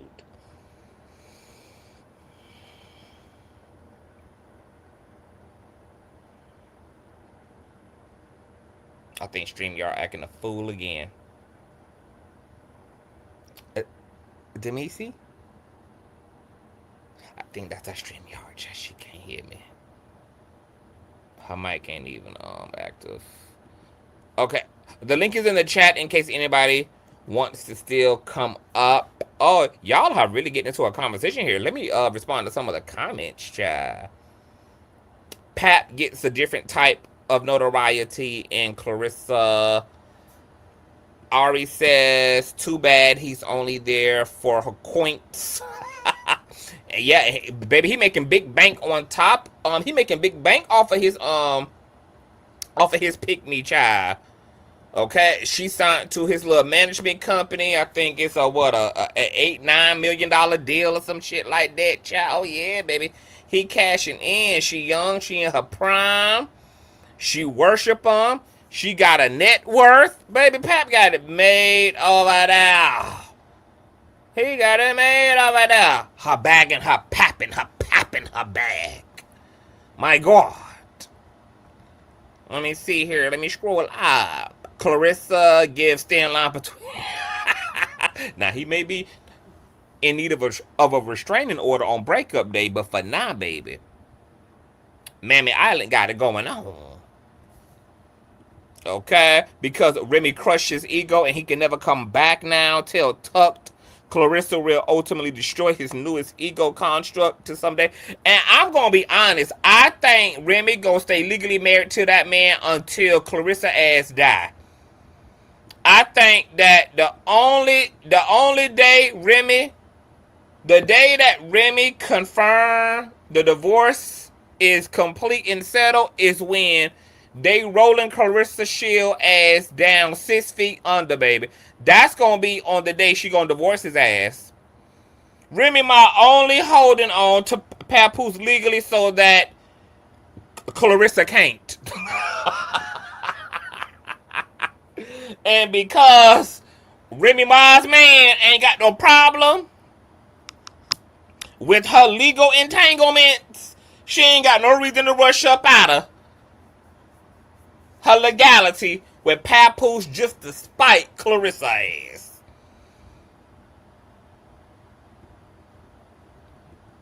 Queen Bimo says, I think Pap is afraid to give. To give what? Yeah, because he has signed NDAs with a lot of these record labels. He cannot discuss who he has written for, but Nicki Minaj. But somebody said that he recently came out and said he don't write no songs. Papoose be changing up his goddamn narrative so goddamn much, child. I really think that Papoose is a glorified bum, but that's a story for another day. That's a story for another day, child. Papoose kind of give me low-key crack pipe vibes, too. I don't know if y'all get crack pipe vibes from Papoose, but Papoose gives me out front of the CVS in a stolen vehicle hitting a crack pipe type vibes, baby, okay? A nigga who be riding dirty and riding around in the stolen vehicle all the time, baby. Till I got done with all my interviews. Yeah. And I just was like, what the hell is that? You know, but I just know he had good energy when I met him. He's a good-looking man. He's tall. And I just feel like, oh, he knew who I was. Like, I mean, I know I'm a big deal. Yeah. But I was like, okay. But that... Can I ask a personal question? Go ahead. Was he married? Ooh! During that time? The thing is, him... Now, what kind of question is that, Cam Newton? Of course he was married. His ass married now, and she planning on having, ushering in some damn children for 2026. What you shoulda, because see, it's a semantical game. What you shoulda asked her was when did him and Remy Ma stop dealing romantically and sexually? Was him and Remy Ma still involved romantically and sexually when you and him started dating? Because of course he was still married. He's still married now. And I don't know if he did ask her, because I ain't seen the whole interview, child. I just skimmed to this part where we went live. I also want to know, and it would have been nice if he would have asked her, as a woman who knows that men lie and men play games and men ain't shit, and the first thing that a man who tiptoeing out on his marriage always says to the coleslaw, to the corn on the cob, to the side piece, is that, oh, we ain't together, we just living together, we just co-parenting together. She know we ain't together, we ain't been together in a long time. That's the go-to nigga ain't shit narrative to give to coleslaw. So I wish Newton would have asked coleslaw, with you knowing that niggas ain't shit. Or maybe you don't, baby. Maybe you think that men are God. Did you not want to do a, two-system verification and clear that with Remy? Did you ever have a conversation with Remy to verify and clarify? Papoose's narrative that he was single and available and allowed to date, because that's the only other alternative that I could tolerate in this situation. Because people bringing up Lotto in the chat. Lotto seems to have an understanding that she is one of many. And her baby daddy slash boyfriend's wife, or whatever the hell she is today, seems to also have an understanding, girl, that she's one of many. That there's a hierarchy here. Okay? I maybe would have found Claressa Shields' situation just as tolerable as Lotto's if there was an understanding. Yes, me and Remy had one talk. She told me that she don't want that goddamn man. She ain't never gonna be with that goddamn man again. That she got her a goddamn man on top of having a married man. And that everything is cool. And that I'm not impending upon nothing. That I ain't disrespecting her situation. They don't have sex. They don't go on date nights. He don't come and crack her damn toes and massage her kneecaps or nothing, baby. That it ain't nothing going on there but the rent at the house. Did anybody ever know? Because that's really what he's trying to ask her, but he's such a goofy and really not that good at this. That he don't even realize he's asking a question that's still answered to this day. The man's still married. What he was really trying to ask her as is, was Papoose and Remy Ma still actively entertaining their relationship and still working things out and still being husband and wife in the conventional sense? Or were they both legally married but had already terminated the personal relationship? That's what I want answers to. Hey, Rumors. Hey, do I have an echo, crew? Is Rumors echoing, y'all? Can y'all hear her, or is she giving an echo? Because, see, I don't hear nothing on my end. You sound clear to me. Give me a 1 if Rumors sounds good. Give me a 2 if she's echoing. Hey, my style spot. Yeah. Hey, baby mother. Okay, so they're saying no. Okay, great. Do you know what this is giving me? I know this before this movie came out, or a series on Netflix. But I'm wondering, have some of them like seen or read this book or whatever? That movie, that African movie, the Zimbabwe movie, is it Polygamous? Oh, I never seen that. I might have to check that out. Oh my God, Conscious, no Conscious. And make sure you, unless you like to read. Hey Styles, if you guys don't have a problem with subtitles and reading and all of that, great. But if you do, you can legitimately like put it on English dub. Perfect. Okay. That whole little show, whatever, is legitimately Papoose, Remy, and Claressa. And I'm wondering, has Claressa? Because I keep it real or whatever the case may be. I was with a married man for years. Oh, God bless you. And I was young. Mm-hmm. So, and this is no excuse, no excuse, whatever the case may be. That movie was good, child. No, that show. No, listen, it's a real good African like Telemundo soap opera, like, but it's ridiculous. It's ridiculous, but so it's really Claressa and them story, like for real. Oh my God. I'm telling you, on some real shit.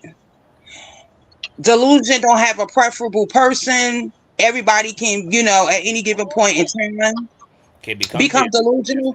Thank God I did all the work I needed to cleanse my mind and see, all of my ridiculous behavior and reasoning and semantics and all of the things. I can say preferably, everybody has to go through their own journeys and experience, right? Mm-hmm. But it is baffling to watch someone when you have been in it yourself and then you watching someone else and you just kind of want to just shake the shit out of them, like, girl, wake up, because this is the reality of it. It usually doesn't last. You're usually not going to be the one. I know the whole pick me mentality, but most pick me's never get picked. You can be chosen for the moment, but you'll never be picked per se. And at some point you have to understand this is not, he's going to treat me better because I'm not her. The reality of it is you are her. You are her when she was successful and she was the prize for him. Whatever the reason, I believe that it was just solely because he found out Remy was doing her. The nerve. As long as Remy wasn't doing her, pretty sure he was cheating and doing his ones and twos. They both were found out. But Claressa being so happy to be like the chosen at the moment, it always turns back around, sis, onto you. So you gotta understand, prepare yourself. The right now victory feels great for you, but the overall war, prepare yourself to be a loser in the end. Because even if you guys wind up getting married later on in life, do start a family and all of those things, trust and believe he's going to do, if not successfully do it, he is going to put in the attempts to do the same thing. Men are usually creatures of habit. Everyone can change, but And you're too comfortable in we got a man on the panel, child. Yeah, she's too comfortable So we got a straight in man on the reality. panel. I should clarify. Yeah, but Claressa is too comfortable in which many women and people. I'm not just gonna make it a woman thing. Many cheaters have done. People that participate in cheating. You become too comfortable and feeling like I'm winning. He chose me. She chose me. I'm the one. But you have to remember what you are doing in action, let alone verbiage. But what you are doing in action says that you are ultimately okay with it. So the behavior will, come back in a karmatic way because what you put out there is what will return back to you. My God. I'm gonna let somebody else talk. Okay. We got Todd and Hey Guys up here. Todd. Yes. Okay, hold on. Can y'all guys hear Todd, or do you guys hear an echo? Todd definitely has an echo because I can hear it. Oh my God. I don't know what it is. Okay, you might need to go maybe ahead. One at a time. Do you think maybe one at a time it odd drop? No, I don't think it got anything to do with y'all because even when y'all was up here the first time and all had dropped and he was up here by himself, it was still echoing. You might need to call T-Mobile and give them that business, but I got a feeling it is StreamYard. Yeah, everybody's saying that you got a bad echo, Todd. Damn. Oh, and he done got dropped. Okay, I'm gonna drop the link again for you, Todd. Hey guys, are you there? You're on mute. Hey guys. Hey guys. Hey guys. Hey guys. Can you hear me? You're on mute, my love. Okay, I don't know what's going on. Oh shit, I had done clicked them off just when they took it off of mute. I dropped the link again, y'all. Y'all gotta be on it, man. We're running a show here. Come on. Rumors. So, how much do you know about, cause see, I never went down the Papoose, my bag and my pap. I never went down the rabbit hole and did the deep dive. So, a Nurse Moonshine had dropped some major tea that Claressa was trying to befriend Remy Ma, I guess earlier on in situations, etc., which is really weird. And now I done went pulling up an article, so I want to read this super quick. Rappers Remy Ma and Papoose have been married since 2016, but it appears they're heading for divorce after the pair made their marital issues public on social media. In a post shared in the early hours of Thursday, December the 12th, Remy Ma opened the floodgates when she accused Pap of having an affair with boxer Claressa Shields. Quote, Papoose dumb ass fell asleep on the phone with Claressa Shields. And the irony is, she says in the interview that one of her non-negotiables was because he was still living with Remy, that they had to go to sleep on the phone every night and had to wake up on the phone to each other every day. Now, why to her that proved that him and Remy weren't still fucking off and freaking off and just slept separately?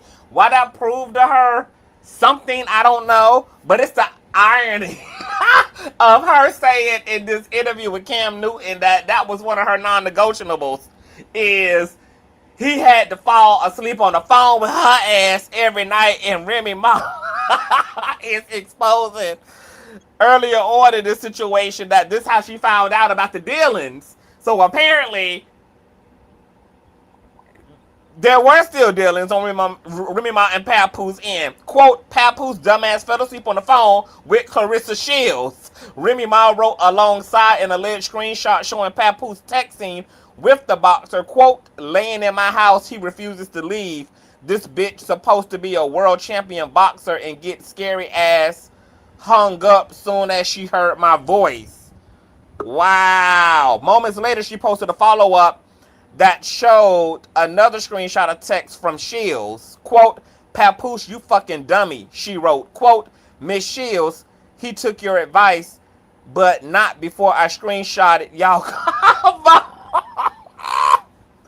Oh, he was getting me arrested, the woman that never fucked off on him in 17 years while plotting one of his chicks to try to destroy me, the same woman that could have been use my platform to expose you. She also accused Papoose of threatening to leak explicit videos and publicly claimed he wrote her lyrics for Imagine That, which he followed through with. In the third post, with yet another screenshot, now she was texting Claressa from his phone. And Claressa was trying to do damage control, cussing Papoose out, thinking she talking to Papoose like, you done it. And Remy still had the motherfucking phone, bitch. I'm screaming. In third post, yet another screenshot, Remy wrote that she, quote, is a one boyfriend woman and laughed at the idea of Papoose buying Shields gifts. Quote, he's a taker, not a giver, she wrote. Plus, I'm the one with the bag. LOL, please stop playing with me because I'm not the enemy you want. I'm not even mad, actually. I'm very happy, and that's why your boyfriend is mad. After Remy shared the screenshots, Papoose shared a post with a statement and accused her of being unfaithful. Quote, sad to say that Remy Ma is a narcissist, he wrote. A narcissist always accuse somebody else ass of being a fucking narc to deflect from their own narcissism. Quote, she chose to cheat repeatedly. Now that I finally moved on, she's playing the victim. I have requested a divorce numerous times. She rather clout chase on social media than handle this like civilized adults. I did not want to do the social media foolishness for the sake of my 6-year-old baby. She has to go to school. As you see, I remain quiet through this all. The married couple also took to their Instagram, baby. This is when I remember this night, bitch, because dumb niggas was dropping bombs over Bad Dad for 2-3 goddamn nights, baby. They was getting it all out. The married couple also took to their Instagram stories to address the situation with Remy Ma, claiming that Shields and her publicity team fed fake stories to the press to make her look bad and Papoose innocent. She wrote that she directly asked her husband to share something to, quote, stop the narrative, but he insisted that they stay quiet. On his Instagram stories, Papoose denied the allegation that he was responsible for her getting arrested. Quote, I will never get anyone arrested, he wrote. Once again, you are lying. That can be easily verified. You are the one who played with police, lying about history that unfolded in front of the world. It's pathetic. Falsifying text messages that you claim are from over a decade ago just to create a false narrative and justify cheating is a narcissistic behavior. She denied that she made fake screenshots and threatened to release audio and video that showed him attacking her. And they're showing all the screenshots and everything that was released. Hold on here. Hold on. My God, my God. Papoose later followed up with a post showing alleged receipts of Remy Ma's infidelity, showing her cozied up with another man around last Christmas. Quote, while I was home with my daughter last Christmas, this is where Remy Ma was, she wrote. Now that I finally moved on, she's angry and making up lies. I told her we could divorce like adults. She refuses to do that because I wouldn't lie and say I don't. She refuses to do that because I wouldn't lie and say I didn't knock this chump out, claiming that he knocked out that battle rapper nigga she was with, Captain Planet or whatever his name was. Remy, meanwhile, shared a video showing her interactions with Shields on Instagram. Ooh, baby, I missed all this. Wait a minute. Oh, wait. Hold on. She posted DMs with her and Claressa. So Claressa says on February 28th of 2023, thank you, Remy Ma. I don't know what she's thanking her for. Says, and then she messaged her again on July 31st of 2023 and said, you still here in Vegas, Remy? Remy replied and said, nah, I had to leave early Sunday. Matt, I missed you. Oh, so they both were like, you know, cozy on each other. She says, Claressa says, damn. Then on January the 4th of, I guess, 2024, she wished Remy Happy New Year. And Remy Ma captioned this, I guess, saying, and here's Papoose weirdo girlfriend wishing me Happy New Year's a couple of days later. This lady was actually hitting me for advice on how to show off her body. This is crazy.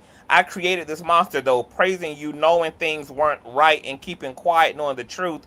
You think you know what I got, so that's why you feel comfortable lying to these people. I promise you, you're gonna be sorry. Shields also offered responses of her own to online drama on X. Quote, misery loves company, baby. Shaking my head. I'm just so happy over here, she wrote. I can't believe a 45-year-old woman is crashing out like this. Clown emoji behavior. I guess I'll welcome all my supporters. The comment about Remy Ma's age got a response from the rapper who hit back in the replies. Quote, I'm not 45 yet, but you are 29, and I'll just say this. You're not aging like wine, she wrote. Quote, again, though, I'm not your enemy. Tell your boyfriend buy you some flowers and gifts, and he didn't answer any of his phones because he was with his Cali girl this week. My God, today. She'll reply, these are some messy motherfuckers. Shields replied, quote, you making fake texts is crazy. I'm not a bitch you can bully. You're bitter and mad. You making yourself look stupid. Just stop it. Let me see here, baby. They're showing all the things. I pulled up the right article. The couple intended to marry in 2008, but the wedding was called off last minute due to Remy Ma's incarceration. They finally tied the knot in 2016, and they welcomed their first child in 2018. My God, today this is some messy ass shit. Hey guys, can you hear me? Yes, can you hear me? All right, welcome to the platform. Sound off. Hey, my whole uh, everything I was gonna say got flipped up when you started reading that article. Went down the rabbit hole, Okay. my nigga. Yeah, yeah. I still feel that they're all still messy. Remy is too. I just feel like she doesn't get the flack because Clarissa's like all up in everybody's face. I guess with it. But I feel like there's like a Clarissa Shields hate train going on. It's like anything she does, everyone is just like, let's just dislike anything she does, even when she does make sense sometimes. But I understand that like right now in this situation, it's it's too much going on. I don't understand why someone would want to have a baby with uh him, Mm-hmm. considering the situation that he's in, considering the situation that he's in, like, why not wait? Oh, even in this interview, because I watched this interview, she said there's a curse that her mom said that she can't date anybody after 3 years. She breaks up with almost every person she's with after 3 years. And you're only on the second year with this married man right now. What are you gonna do if you guys end up breaking up and you have this baby with him? You know, I just think about that kind of stuff. I don't understand why she's like rushing things, but it seems like Mm-hmm. it's like a tit for tat thing. Let me get a baby on him so Uh-huh. I can have some leverage in it. Mm-hmm. Um, And but so that yeah, I can really look picked, so that I can yep, really look chosen, because she's competing against Remy. So she's got to equalize Remy being married. Well, if I yep, become the mother of his children, we're on an equal playing field now, and that gives me more stakes in this situation. And I'm not just some little rebound ass bitch he playing with. I'm now a serious character. I'm one of the main characters now. I'm a co-star in this agreed, shit, not just some little agreed, extra with a sideline credit. agreed. I agree. But here's the thing. She is like very successful. Like I would say Yes. she's successful in her own right. She is Mm-hmm. like she's the number one boxer in the world, two-time Olympic gold medalist, champion, all that kind of stuff. I just don't understand why every there's something that bothers me with her.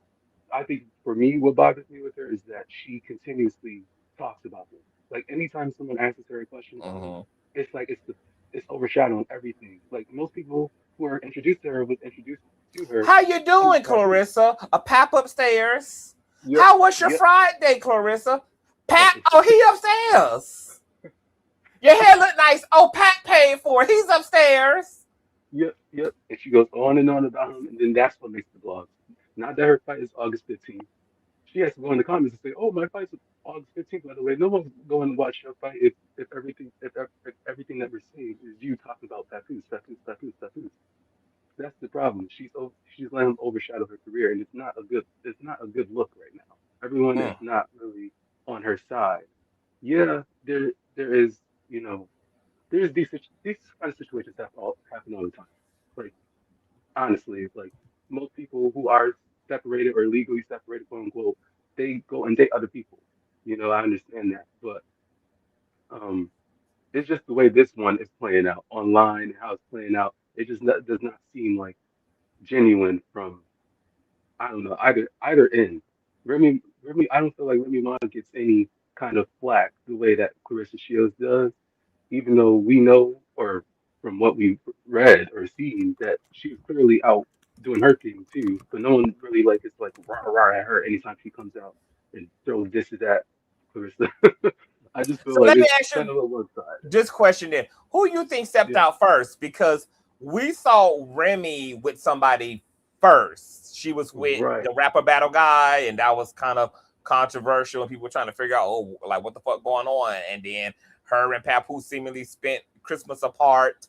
So, and then Clarissa Shields stepped in. So when Papoose says, nah, she was the cheater, she stepped out first. I stepped out later. She started it. I finished the shit. Who are you more inclined to believe? That Remy stepped out first, that Papoose stepped out first, or that they both caught each other cheating? I'm gonna be honest. I might be a little controversial, but I believe Papoose. I believe what we Oh, seen, like from the trail that we have, from what we've seen, everything started when we found out about the guy Remy Ma dating the battle rapper uh-huh. and Papoose knocking him out. I feel like at that time, if Papoose was dating somebody else, she would have said it, just like she just tried to air out, just like she tried to air out Clarissa or their relationship that they had going on later on, like the next year or something. She would have said, "Oh Mm, yeah, you was dating this, you was dating that." She didn't do all that. She kind of was like real quiet because she didn't really want the one to. She was real quiet on that aspect of that around that time. She would not really say, "Yeah, I'm dating this guy. I'm dating this guy inspired by my husband." But she later did come out like she had live, I believe, because I remember watching this whole thing. She was like, mm, she had a live basically saying, "Yeah, I don't want to be with Papoose anymore." She basically was like, "Yeah, I don't want. I want to get divorced from you." And so mm. my thing is, okay, if you guys are going to get a divorce, I don't understand what's taking so long. Well, I can understand divorces vary. 'Cause I don't know, I didn't get divorced, but they clearly Yeah, vary. they messy and Um, drawn out, but this ain't like yeah, motherfucking divorce between Trump and Ivanka or Trump and Melania or Barack and Michelle. This motherfucking Remy and fucking if Papoose. Y'all Papoose. arguing over one fucking rental. Like, stop it. It did she basically said that in a rap she was dissing him in like last week. She said that she basically or she was performing and she basically said, yeah, he's trying to take half of her money. That's what's Mm, holding everything up.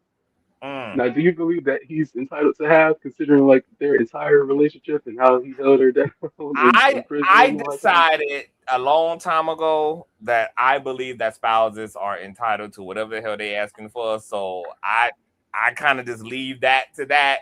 And typically we used to the woman getting the alimony and spousal support, but if Papoose is entitled, he entitled to whatever he entitled to. So, and yes, she went to prison, she became a criminal, she popped the bitch in the torso. Um, that's a pain and suffering.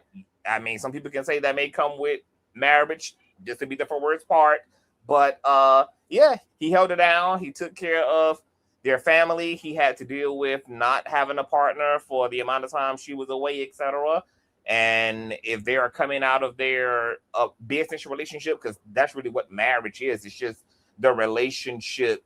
It's the couple's administrative relationship to the state. So Yeah. if he's entitled to some things, he's entitled to some things.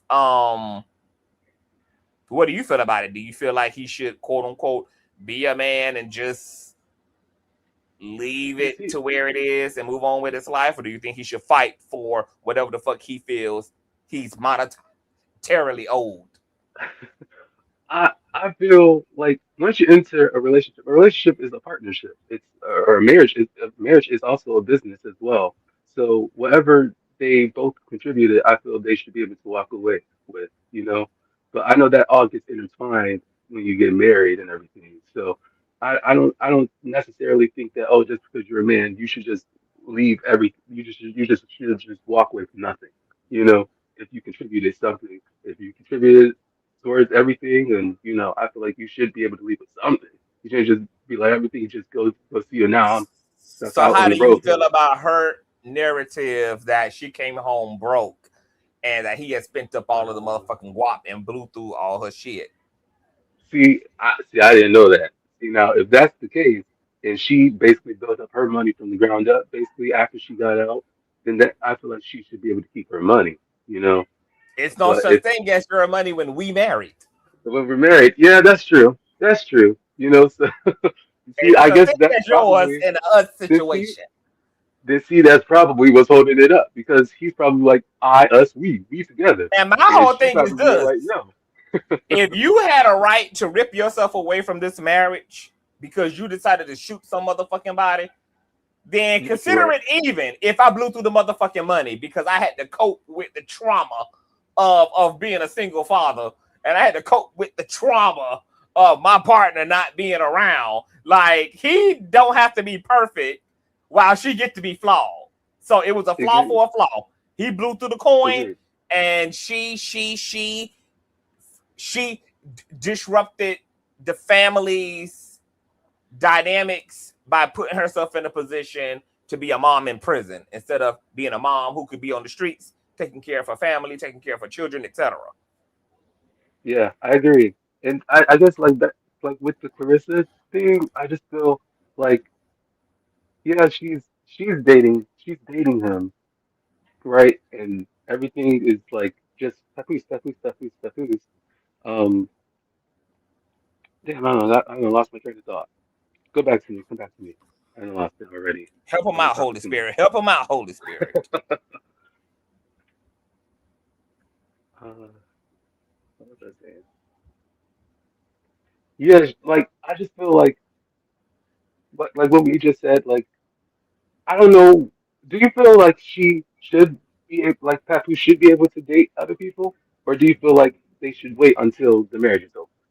Like, yeah, I feel there's like like clearly, when children are involved, I can understand maybe needing a sexual outlet, but hell, if they Christians, the Bible says they should continue to pleasure each other as they're on their way to dismantling their relationship. So that, but most people ain't that compartmentalized to be able to do that. But I think relationships, yeah, is a lot when you're still tangled up in a situation and there's kids involved.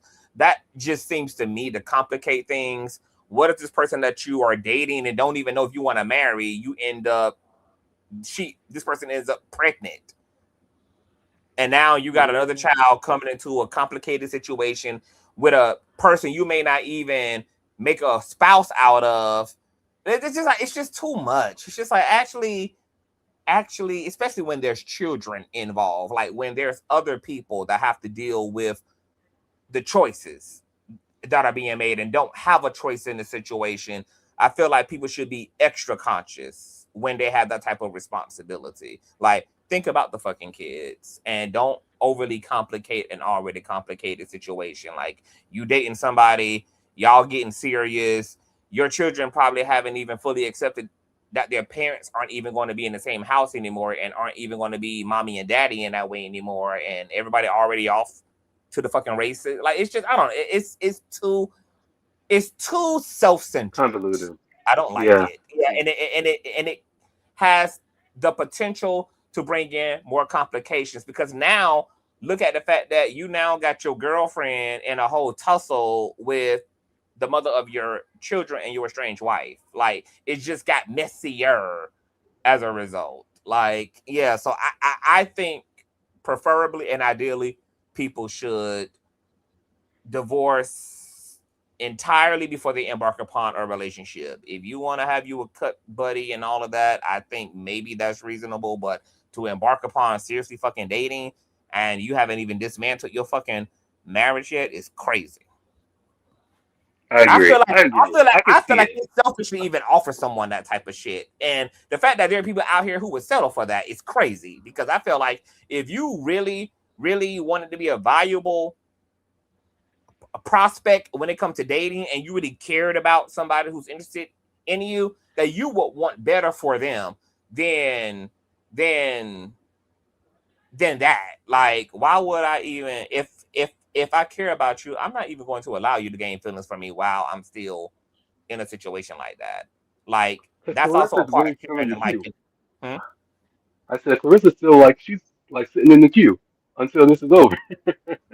She's Clarissa still like, acting like she's already married. She's acting yeah, like her and Pap are already husband and wife, as if Remy don't even exist, which is crazy. She's talking about we yeah. having children next year. Are you okay, Miss That's Sherry? that's what blew me. You haven't I even didn't met his understand it. children, and you're going to be having his children. And I then can on throw top my of that, laptop out of the window. you don't. I don't see personally. I don't see a world where Remy Ma would ever be open to let her meet her kids or let the other kids meet and all that kind of stuff. So I don't know how that is going to go, especially if you're trying to have a kid with him too. Like It's everyone's just going to only have a going to different fuck family. up. It's only going to fuck up shit, because Yeah, how in the fuck can I have children with my girlfriend who doesn't even get along with the mother of my already existing children, who are now going to be a correct, part of a blended family? correct, Oh, let me just go down the road of messiness and just make it more messier. As if this is the exactly. ideal time for them to be planning a fucking family, when none of them get along with each other and all are going to have to do their fair share of co-parenting. And obviously, Remy's kids are going to have to get to know and build a relationship to Shield's kids, which means that they're also going to have to, in some way, build a relationship to fucking Shields. And how is that going to work for the kids when both women don't like each other and haven't at all worked on any of their personal shit?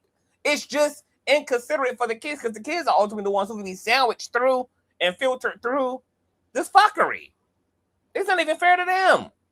They don't even, none of them are even dignified enough, especially Papoose and Claressa, to pump the brakes. Like, why are we talking about fucking children? How about no?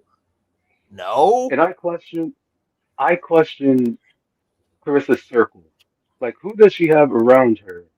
Like she even said it in Nobody. this interview. She nobody knows. Uh, she has she said even in that interview, like she was very hard to tell something to. Like you couldn't critique her, you couldn't tell her Mm-hmm. that she didn't know anything, and she said it got better with age, but she's still that way. You could clearly tell she's still that way. Like you can't tell her anything. Mm-hmm. And I just question who's in her circle. Like, hey, like, do you have anybody telling you, hey, Well, this is she's a not narc just working like good? Pap, and of course, she only got yes men in her circle, which is why she's in this Yeah, predicament to begin with. I said the same thing because even when she's online, going crazy, no one's Mm-hmm. telling her to stop. No one's telling her to stop. Like, where's your PR team? Like, where's your management? Like, She ain't got none of that. it's just it's just like one person show. She never So even thought she needed any of that, because she just been a boxer. But now, yeah, because of Papoose and Remy, she's a celebrity.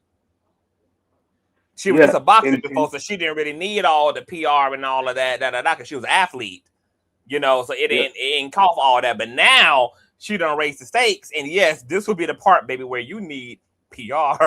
You need somebody to run your social medias for you. You need management. You need your career intentionally guided, and you do need somebody telling you to stay out of the fuck shit.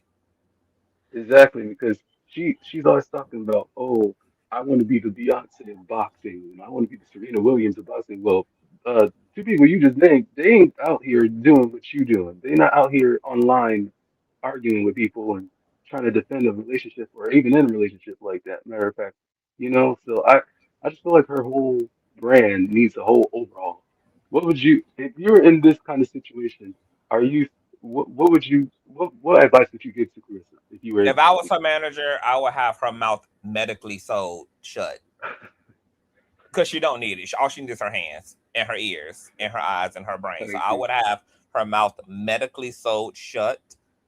It would be within the clause of my contract that she could not run her own social medias. She would have to have a social media manager who runs her platforms and does all of her social media stuff. And she would not be commenting on this fucking relationship. Now, of course, a manager is not a parent, so I wouldn't tell her she can't be with them, but at the very least, there's going to be no commentary. If y'all want to be seen on red carpets together and y'all want to be together and be publicly out, that's one thing, but we're going to make this relationship as mysterious as possible. Nobody else will know the details, the ins and outs. They won't know nothing.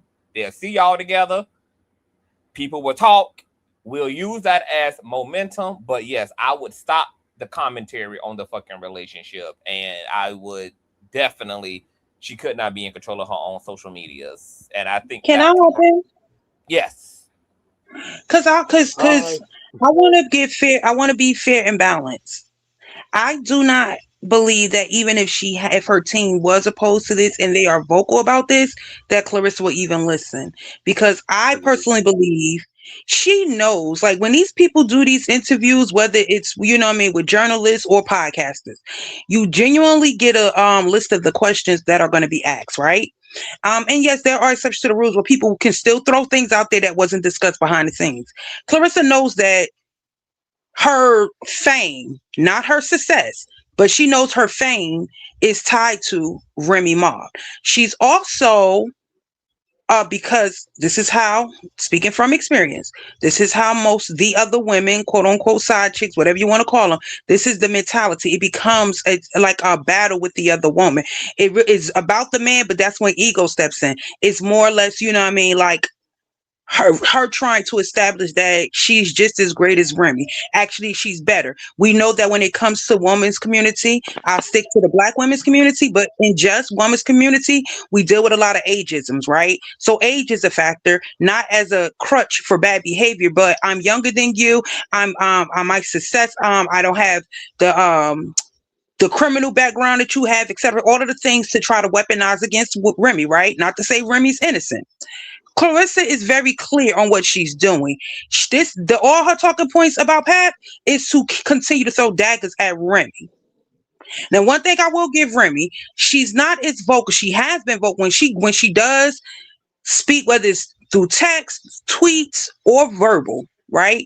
She goes for the juggler. She's very good at it in her shade and her directness. However, Claressa continues as well to be antagonistic towards Remy.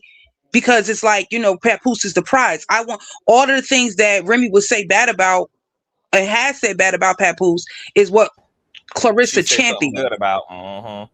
Oh, he was spending all the money on me. He buy me gifts. She say he ain't used to buy her nothing. That she was the one spending all the money. He spent all the money in this relationship. She come right behind Remy and clean it on up. Right. That's why he loves that Claressa, baby. That's his PR right there. Mm-hmm. So it wouldn't make a difference. Like Conscious, your analogy was perfect as an example. Like even if Papoose name is not brought up, I can see her pat. You can literally be like, "Hey, Chris, how you day going, child? Pat, girl, I woke up this morning. That man slayed me." It's like it has to. And this is not me because my baby. I like Claressa. I'm a Claressa. I don't like the relationship for her. But I can speak from all sides. And I'm telling you, this is her ego. This is not necessarily because she's so in love with him. This is now her ego. She's been labeled as the, side chick. And then the totality is we don't know if he manipulated her. We don't know if he was straight up honest about what was going on. But I think once Remy put it out there, that's when Claressa was like, "Oh no, fuck that! Like you're not going to like one up me in no form of fashion." And now it's been a battle. She cannot help but to bring up Papoose, but it's not because she's so in love with Papoose. It's because she has a hard on for Remy, and partly rightful. I'm going to say to a slight degree, rightfully so. Because I understand Remy's standpoint. One thing I could give her, a lot of people haven't necessarily paid attention to. I think Remy has been very, very good at, for the most part, putting her foot and keeping her foot on Papoose neck, but she also put it on Claressa. And more than likely, she knows that this man is a pathological repeat offender in cheating. And yes, Claressa does. She's not exempt from being accountable. This offense required her participation, right? But I'm pretty sure Remy knew and knows better, because she had this man, knew this man longer, that this man more than likely, we would think, probably hoodwinked the fuck out of Claressa. But she just, that ego so big, she just can't, she cannot stay on mute. She thinks she's hurting Remy, but she's just making it worse for herself, because when it's all said and done, all of this shit is it could be 20 years from now, shit, it could be next year. At some point, that relationship is going to end. And when she looks back on it, she's going to feel the only good thing about women like myself that have participated in active affairs with married men, the only good thing is looking at the history and not repeating yourself, learning that lesson. But in totality, you also cringe at looking at your former self and seeing how fucking degrading you were to yourself. You allowed someone to just plant a seed, and you didn't think enough of yourself to know that this wasn't worth it in the end. You know what I'm saying? So I'm going on mute because I see somebody else is up It's here. like somebody said in the chat, that baby, her dark night of the soul, like when she has to grow up and she look back on this version of herself, Claressa is going to gag Claressa, baby. Claressa is going to be gagged down when she actually grows up and she looks back on this era of Claressa, baby. Claressa gonna gag Claressa. My God, it's gonna be a gag, real Just bad. like Rumors and T was just saying, it's that ego. It's that ego, and Clarissa done damn near talked herself into a situation where she can't leave him. Because once you leave him, the internet is never going to let you live that down. That how hard she goes for him. It's like almost obsession at the obsession stage. So let me ask y'all. I want to ask y'all. I want to ask y'all this, and then I'm gonna get Dazzle and Denise in here, and hopefully nobody is echoing, so that we can have a great group discussion. But I want to ask y'all: would it change for anybody on the panel if, on some other timeline of the Marvel Cinematic Universe, if Remy Ma had given her green light to Claressa to move forward? Would that soften or make Claressa's male-identified support and worship of her relationship more logical in anybody's eyes if she had, at the very least, had a direct conversation with Remy, and Remy had told her, yes, girl, he's free. Take his ass. Please take him, girl. Get him off my hands. And that all that had been cleared on that end? Well, would y'all be happy for Claressa? I'm speaking from experience, because my situation was totally different. But that's why I'm saying, like, it doesn't matter what is said to you, because even from the wife's point of view, I just think that Claressa needs to close her mouth. I think that it's never okay to speak out publicly, regardless if it's an open marriage, whether that's the arrangement, whether you're participating in something deceitful. I just think close your fucking mouth talking about this woman and discussing out loud, because he is still married. It shouldn't even be a conversation publicly until this man is legally divorced. You're setting yourself up in a way, because it's all, again, this is all ego driven. There's no reason for her to be talking about. Now, I didn't watch the interview, and nowhere yet has I really seen her say her name in this interview, but we know who she's talking about we know what she's doing. So it would just be like, no, I'm not here to discuss that. I'm not. No, she shouldn't be talking. I don't give a fuck what Remy give her permission to do.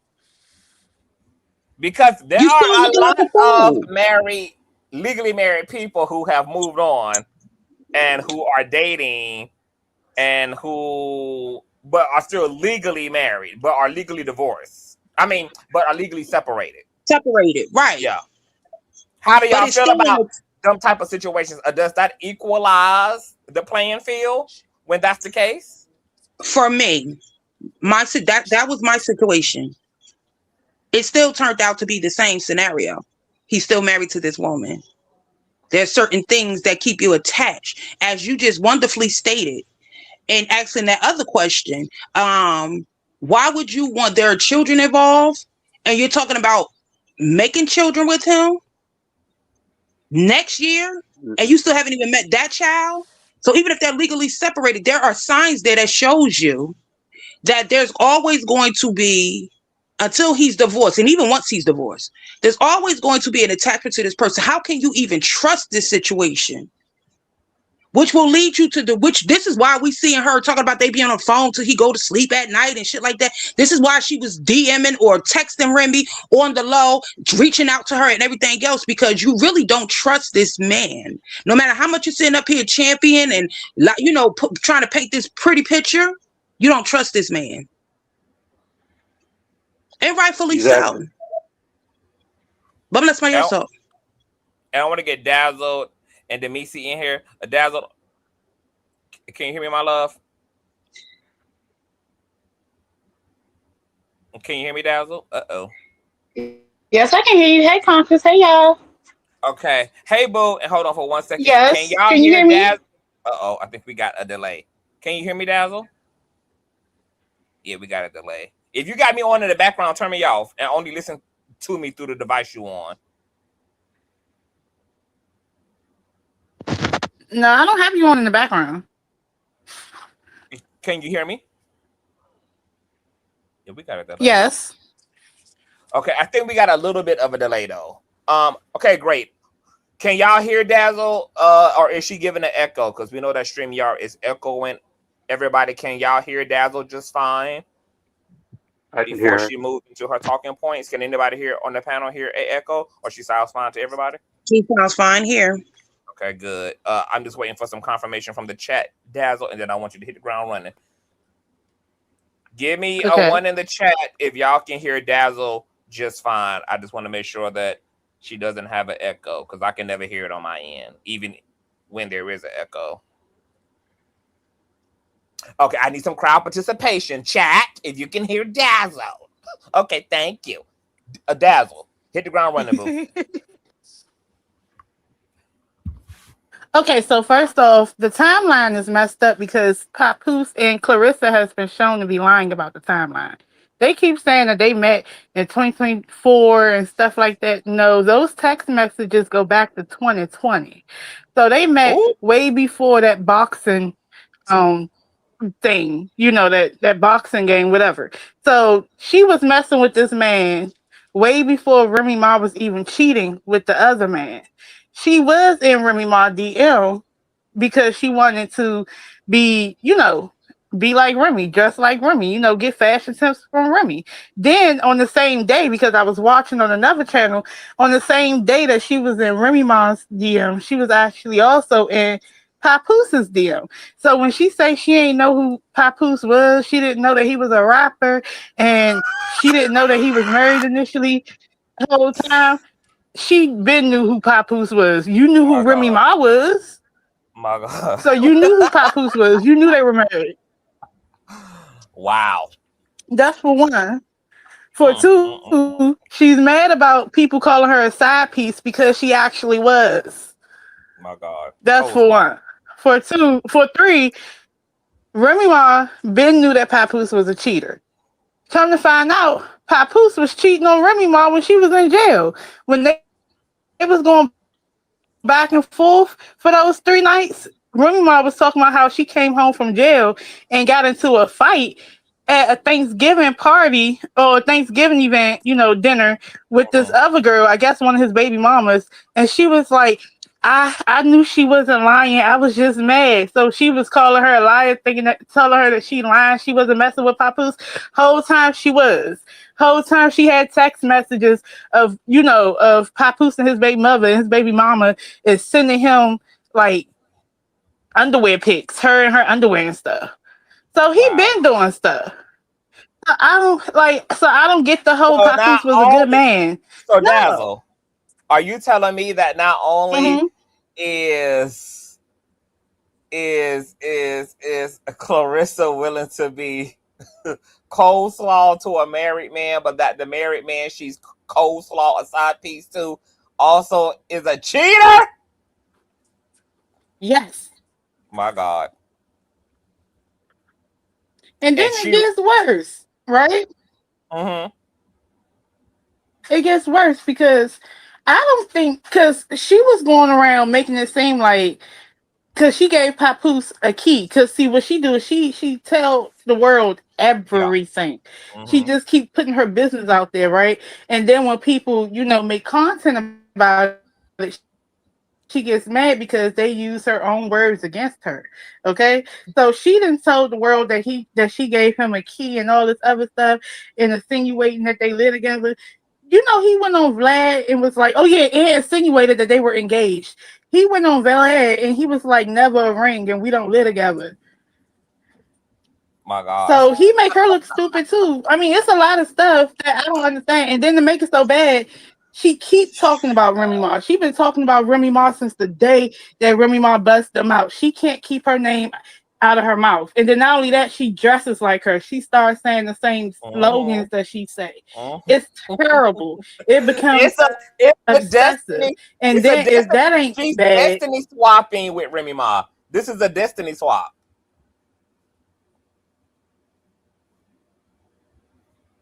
yes.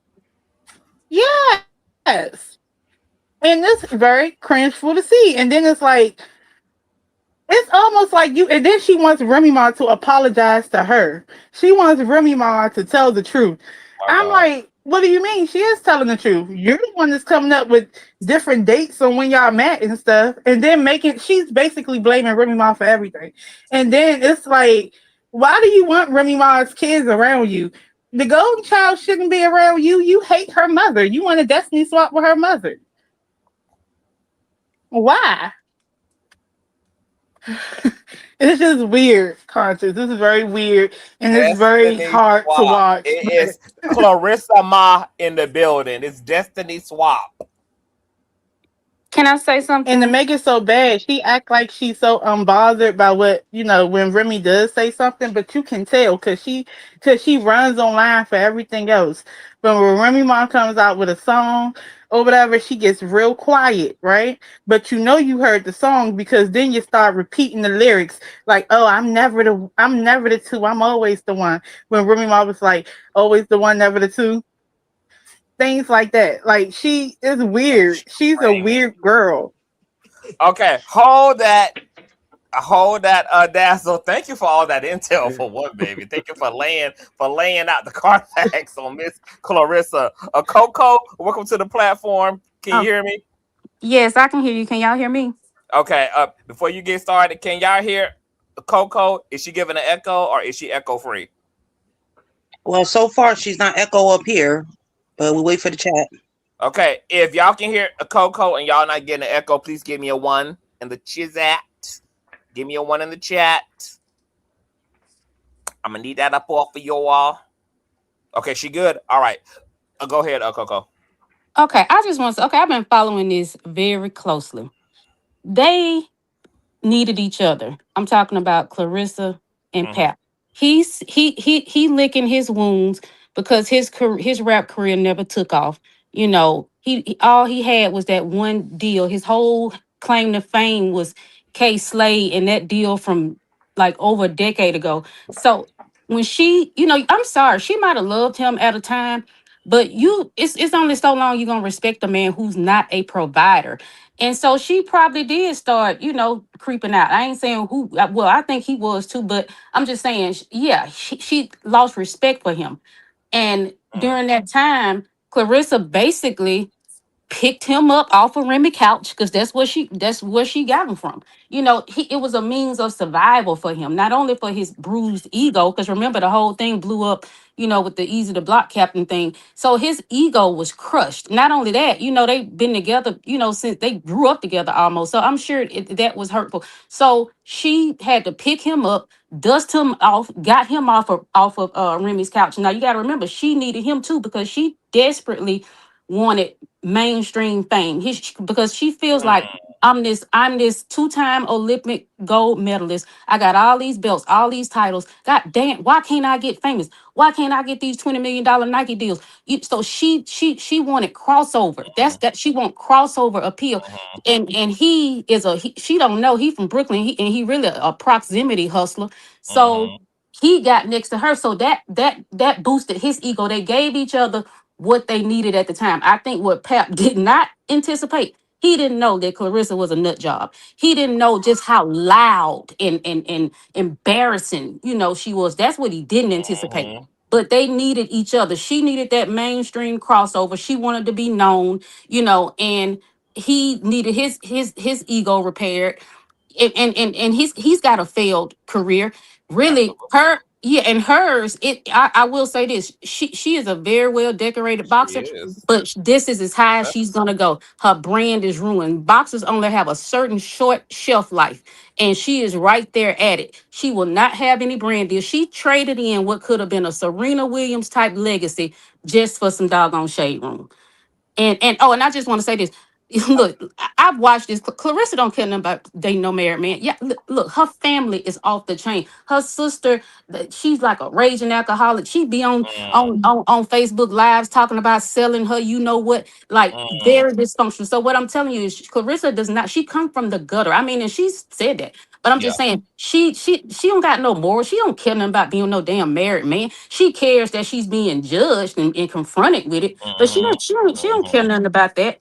So yeah, Wow. that's how I see it. But that's all I got. Dysfunctional pick me. Wow. But thank you for that, Coco. That was enlightening. Yeah. Yeah. Wow. Okay. But with you saying that Papoose is a proximity hustler, so I mean, do you think he also benefits and is attracted to the fact that she's so loud with it? Because she's Not mm-mm, now mm-mm. famous. She goes viral. There's virality in her being loud that keeps them both relevant. That turns into possible checks, Google AdSense, whatever it becomes on that side of the fence. It You doesn't don't think that he translate likes to that? revenue. I think he likes when they're getting close to a boxing match. Because you got think like hip hop and boxers. It's always been in the same world. The ring walks. He likes all of that. The fight week conferences, but all this embarrassing, cringy stuff. He did not anticipate that, and I think he know now. He can't even control. I don't even think he even tried anymore. So to a certain extent, yes. But Clarissa takes it too far. She takes it way too far because her narcissism, like she gets her validation off of these comments and stuff. She's addicted to like the drama. She loves, like she kind of loves to hate. Like I don't know if you familiar with how she did Layla Ali. She made an enemy out of Layla Ali the same way she made an enemy out of Remy because Remy was trying to get a girl some game, but she I disagree made with her an that. enemy to keep herself, relevant and in the comments. Just and that she tried to do the same thing with Layla and tried to pick a fight with her, but Layla was like, no, baby, you will not attach yourself to my legacy. So yeah, he likes the attention to a certain degree, but Clarissa takes it too far. She is cringy, and plus that attention, it doesn't translate to anything. I mean, no brand deals, no nothing, and that was the whole reason for him being on her team. He's supposed to be like a promoter and have her crossed over with the hip hop culture, but he's getting paid for nothing because she's having to even rely on Zeus Network to promote this fight in Atlanta. Like I've got, like, I know a lot about boxing and how Yeah. promotions work. Trust me, he's getting over, but this is what he needed to get past Remy. Now his next his next thing he got to figure out, and I'm anxious to see how he does this. He's got to get away from Clarissa, because trust me, I think everybody knows he is not finna marry that girl. What 50 some what man who 50 years old or close to 50 trying to start over with a baby? I'm 44 years old and my baby 17, and I'm not trying to start over, and no man ain't either. Not only that, she's embarrassing him, his whole Brooklyn legacy. Because if he didn't have nothing else, at least he had his reputation as a solid dude from Brooklyn who held Remy down. Now that was his legacy. Now he don't ruin that. So he's not going to be with her. I'm just anxious to see how he's gonna slide on up out of this. I don't know, Coco. I think that Papoose might be a bit more of an attention whore than you giving him credit for. We got to remember, this is the same person who was very proud and loud to hang out of the windows of Remy Ma's music career, then was willing to put their relationship all over reality TV on Love and Hip Hop. And then I remember there being a Breakfast Club interview where Remy Ma was kind of like gagging them, like, yeah, like this nigga here, he all for this black love ass shit, this black love ass nigga. And that's why I feel like Clarissa is kind of the perfect embodiment of maybe everything that made Remy cringe about Papoose. Papoose finds in Clarissa, like, oh, she just as corny as me. She's And so she loud embarrassing though. about the foolishness. And she is embarrassing. She's cringeworthy as hell because she acts like a teenage girl. She doesn't act like a woman. She acts Right. like an underdeveloped teenage girl. She has the emotional wherewithal of a teenage girl. Nothing feels mature and self-aware and grounded. It just feels chaotic. She's a crash out. She actually puts a man first, which tells us everything we need to know about her relationship to herself. I mean, she's corny as hell. So yeah, like it is cringy, but it is loud. Well, And she's still the same little girl who wasn't protected in Flint, Michigan. She's grown up, but she is still that little girl. But I will say this: now maybe they will be together. But listen, my whole thing is they might as well, because his stocks are all the way down. Like he's no good. Get him out of here. No good. So they might as well be together, because I don't know any other respectable woman. He's not gonna be able to. I don't know who he can get after this, but so he might as well just be with her. my But God. then there's a lot of trauma when it comes to Clarissa Shields. Just like the previous speaker just said, You there's a sound lot of super low. Hey stuff. guys. Are you talking into your microphone? Yeah, Uh-oh, are you on can you mute hear now? me? Yeah. You was coming through kind of low though. Oh, okay. Yeah, I was saying, like the previous speaker has said, there is a lot of trauma with Clarissa. Clearly, that she has not like resolved. And two things could be true at the same time. Yes, she's still selling out arenas, or well, packing out arenas at least. As a woman, that's huge in boxing. But like, she's still packing out arenas, but at the same time, her brand is like taking like a major hit every single time. Every single time she comes out, it's just getting worse and worse and worse. There is going to be a point where if she does not turn it around, and like, I don't know what she needs to do with this whole Papoose situation, eventually she's not going to be able to be as successful as she is. She's going to have a Doja Cat moment where her fans just get tired of her and they don't support her anymore. And then she's going to be looking stupid and everyone's going to clown her for not being able to sell out anything anymore. It's just like, I feel like she's at the peak of her career at this moment and is being overshadowed by her relationship. That's the, that's the worst part of it all. So, yeah. Her Is her boxing career over. No, it's not. It's not. She's It's over. literally pound for pound number one. Everything is around circulating around her. That's the problem though. Everything's circulating around her. And ESPN, even ESPN or the MVP, whoever, MVP women's division, they try to promote their people over her because they don't want her to be the face of women's boxing because of what's going on. They don't want her to be the face because of her brand. Her brand has become so enmeshed with drama and toxicity that they don't want that to be the face of women's boxing, even though she is the face. So that's why I say she needs to do an overhaul because yes, she is the number one boxer. Yes, she is the best, but no one's going to want to support you. That's why she can't get endorsement deals. That's So why what does no one that wants to mean? That fuck means her investigate. boxing career is That oh she banned from it's not MVP. That's why over. she got this. She's That's making why she got this mismatch fight with K Scott because she don't even have any opponents. She don't have to. Her next fight, she probably gonna go get that her girl next from the fight, UK. She don't have nobody to fight. She don't but even she's have beating any everybody. opponents. She's beating Okay. everybody. That's Oh, the that's problem. why I said her She's beating boxing everybody. career is over. You beating But it's not everybody. over. That's true. You Yeah, you only right. got But a it's certain it's shelf life. What she don't have opponents. Real boxing fans know she don't even she got have anybody left to fight. She against this mixed match fight. We see her promotion infrastructure is MVP. It runs circles around Salida promotion, and Pap so far out of his league, he don't even know what to do. Is over. That's why she should be trying to have a good brand so that she can get some sponsorship major deals because that's what's going to carry you into retirement, so well, you can be like Layla Ali instead of making an enemy out of Layla. She should have been trying to learn from her. Now she gonna have to stay in this chitlin circuit, and that's a shame because she's such an elite level talent. But yeah, her boxing yeah. career is over. I ain't say she couldn't fight. I ain't say she don't have this dynamic record. But her as like she don't even have any opponents left. Look at this fight with K Scott. Like who that shit ought not even be sanctioned. No, she has to do that fight so she can get the two titles before she fights the lady from the UK who's the Olympic gold medalist as well.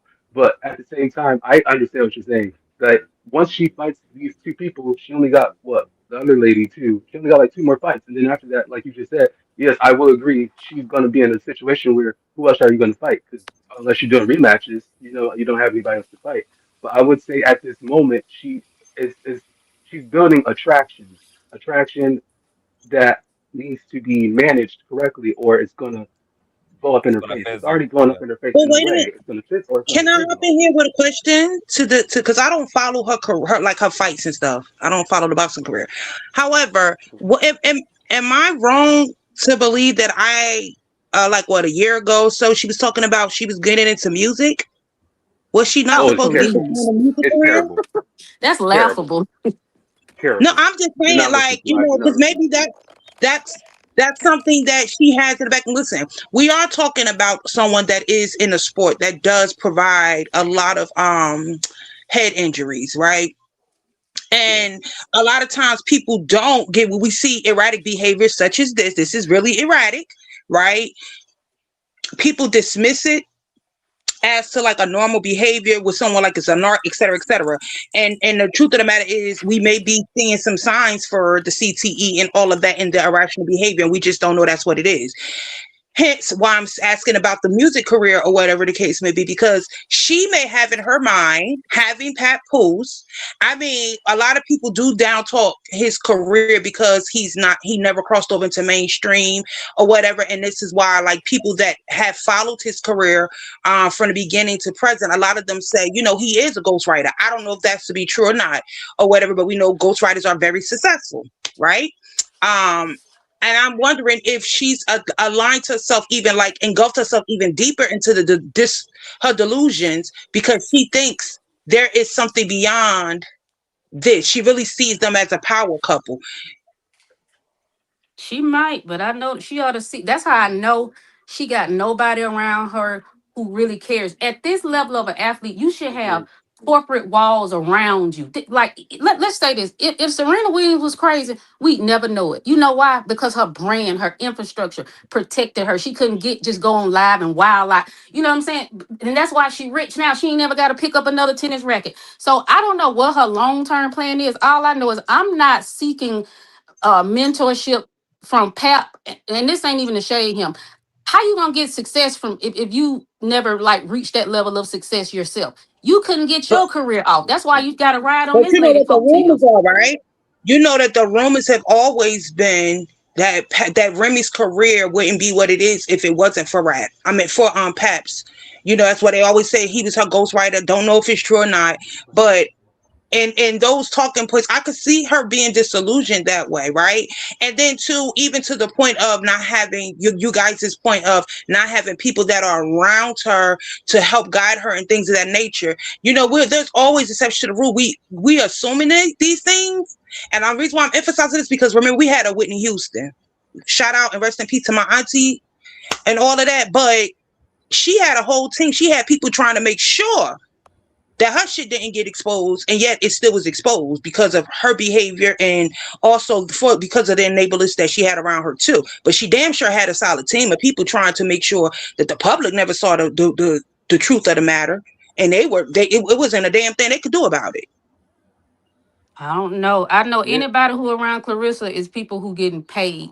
Clarissa brand she so got bad people. now to where I wouldn't want to be around her because say if I'm a publicist or something, I wouldn't want to be attached to her because you making my resume look bad. Okay, I might not get my next client gig because they're saying, "Dang, you did such an awful job with her." You have to separate yourself. That I think that's why Mark Tafetta is not her. Mark Taffet is not her manager no more. He don't want to be. He don't even want that attached to him. That's just how bad. Like it is in the gutter. She's an elite level generational athlete, yet she is in the chitlin circuit because she has to have that online validation. Is all she really has. She immature, in other And to top words. Her and to top immaturity that is off, consuming her. yeah, I agree. And to top that off, I just scratched my head when I heard that she was partnering with Zeus.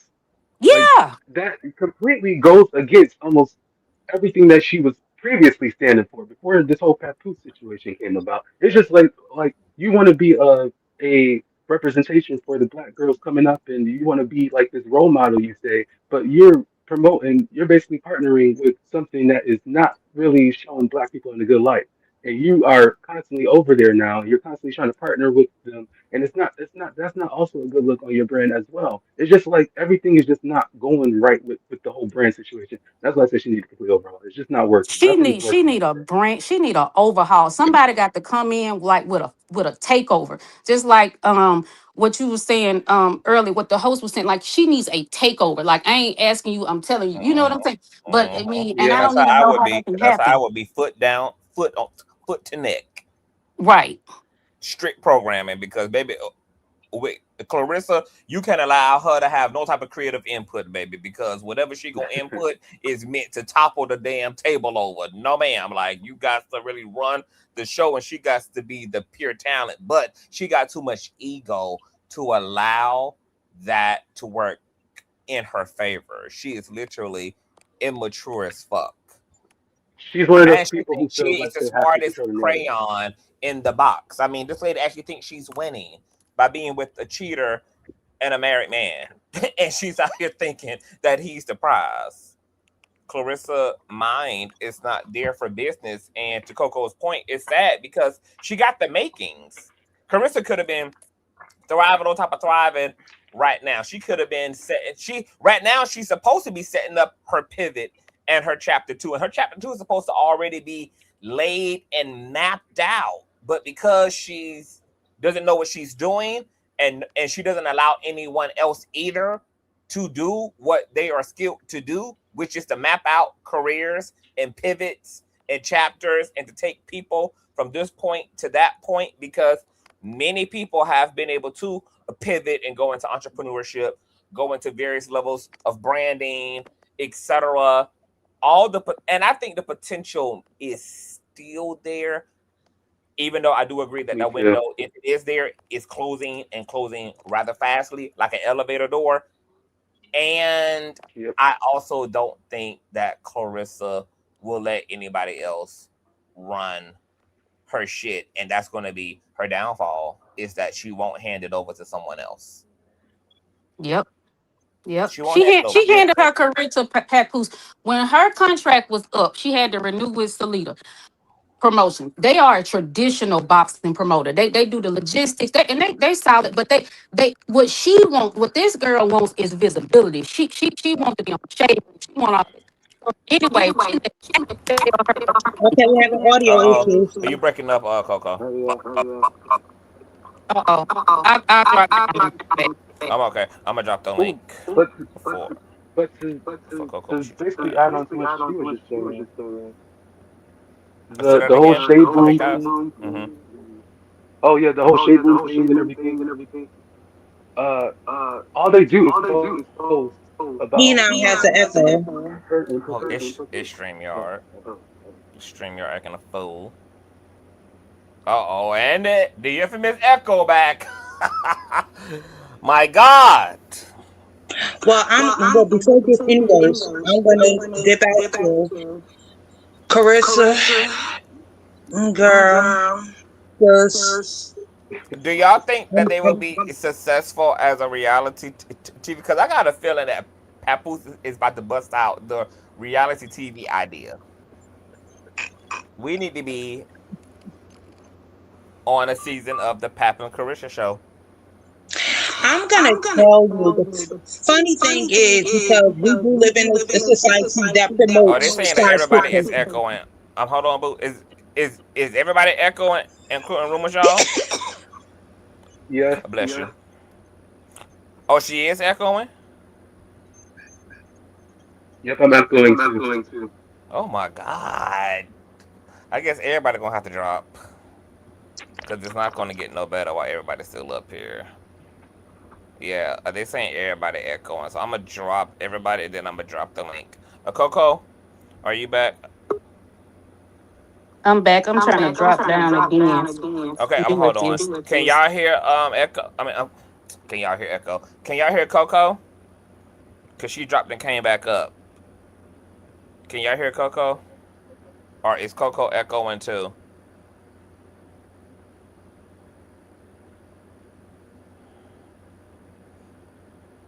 StreamYard is not letting the cane be great on this God-given Saturday. They're still in echo. I don't know what's. Yeah, so they're saying you echoing too, child. Okay, so I'm just gonna drop everybody. Um, Aromas. Yes. Is Rumors echoing too? Say something, Rumors. Say something. Is she echoing, y'all?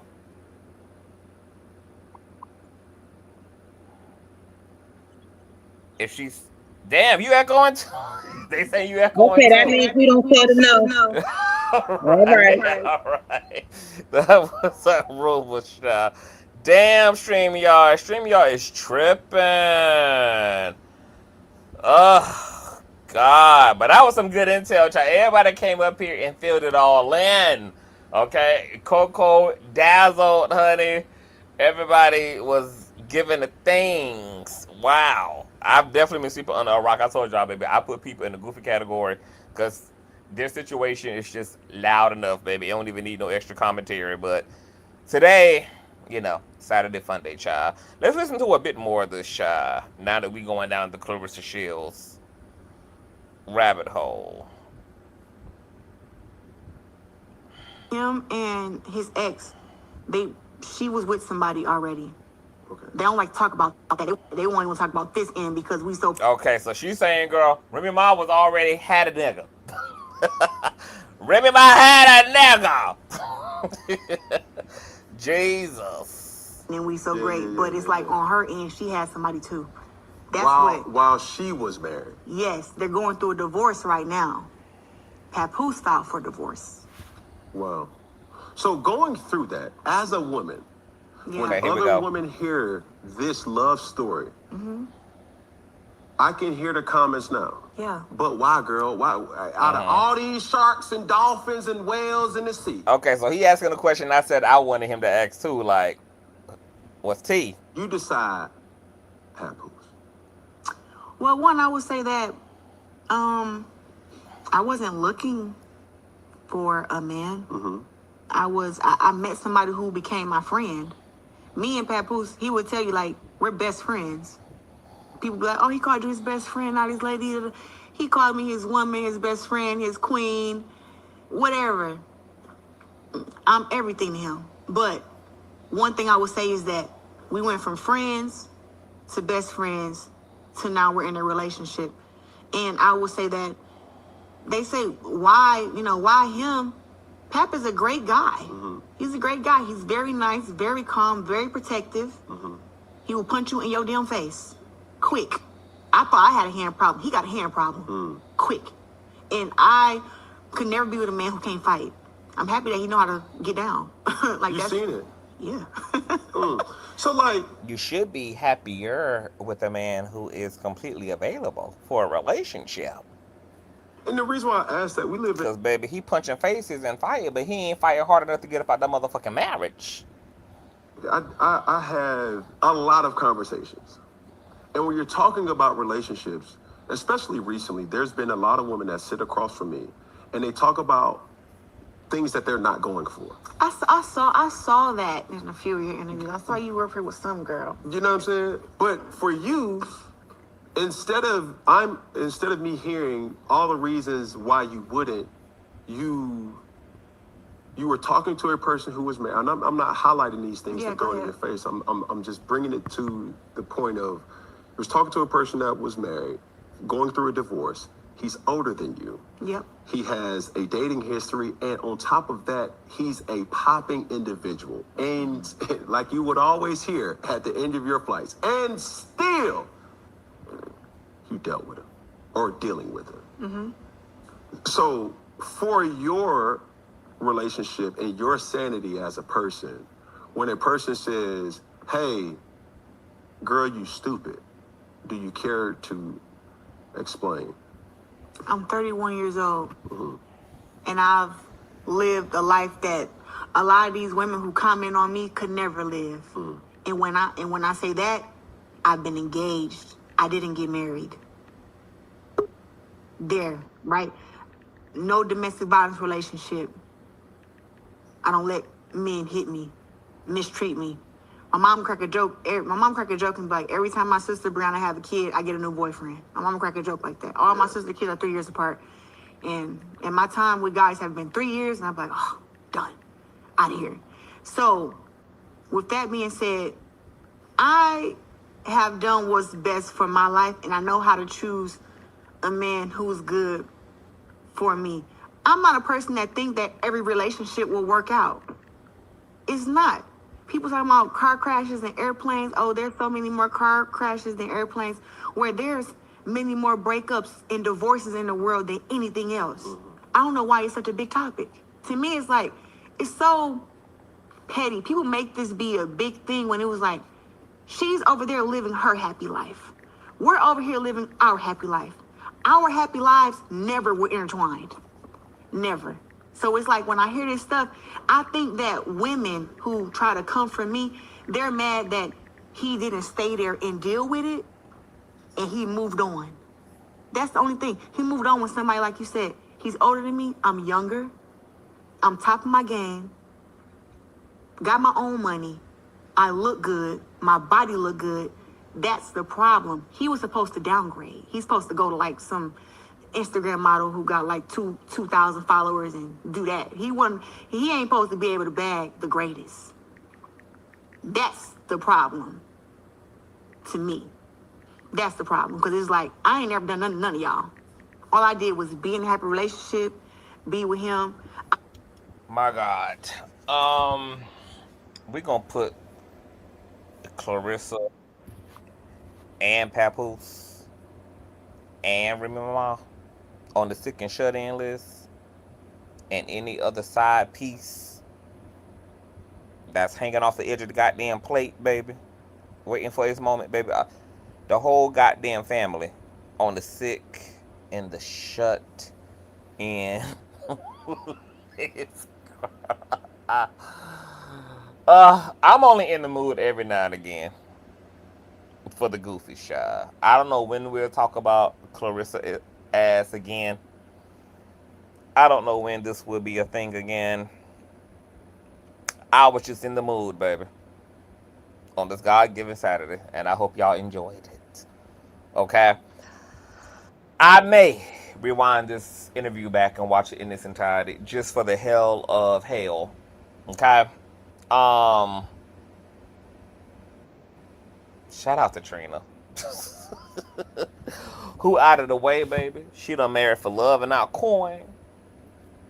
And she don't know them people down there to the Jamaica Queens, girl. She don't know them damn Remy's and them damn Claressa Shields, baby. Okay, she says she's in a one woman only relationship. My God, today. If you enjoyed today's show, y'all already know what to do, baby. Thumbs up, share, subscribe, tell a friend of a friend of a friend. Clip your favorite parts of the show. You can always show some love and donate to the platform at $Consciouztv on Cash App. and or paypal.me/ConsciousTV. All donation information is in the description box below. I will catch you guys later. Peace.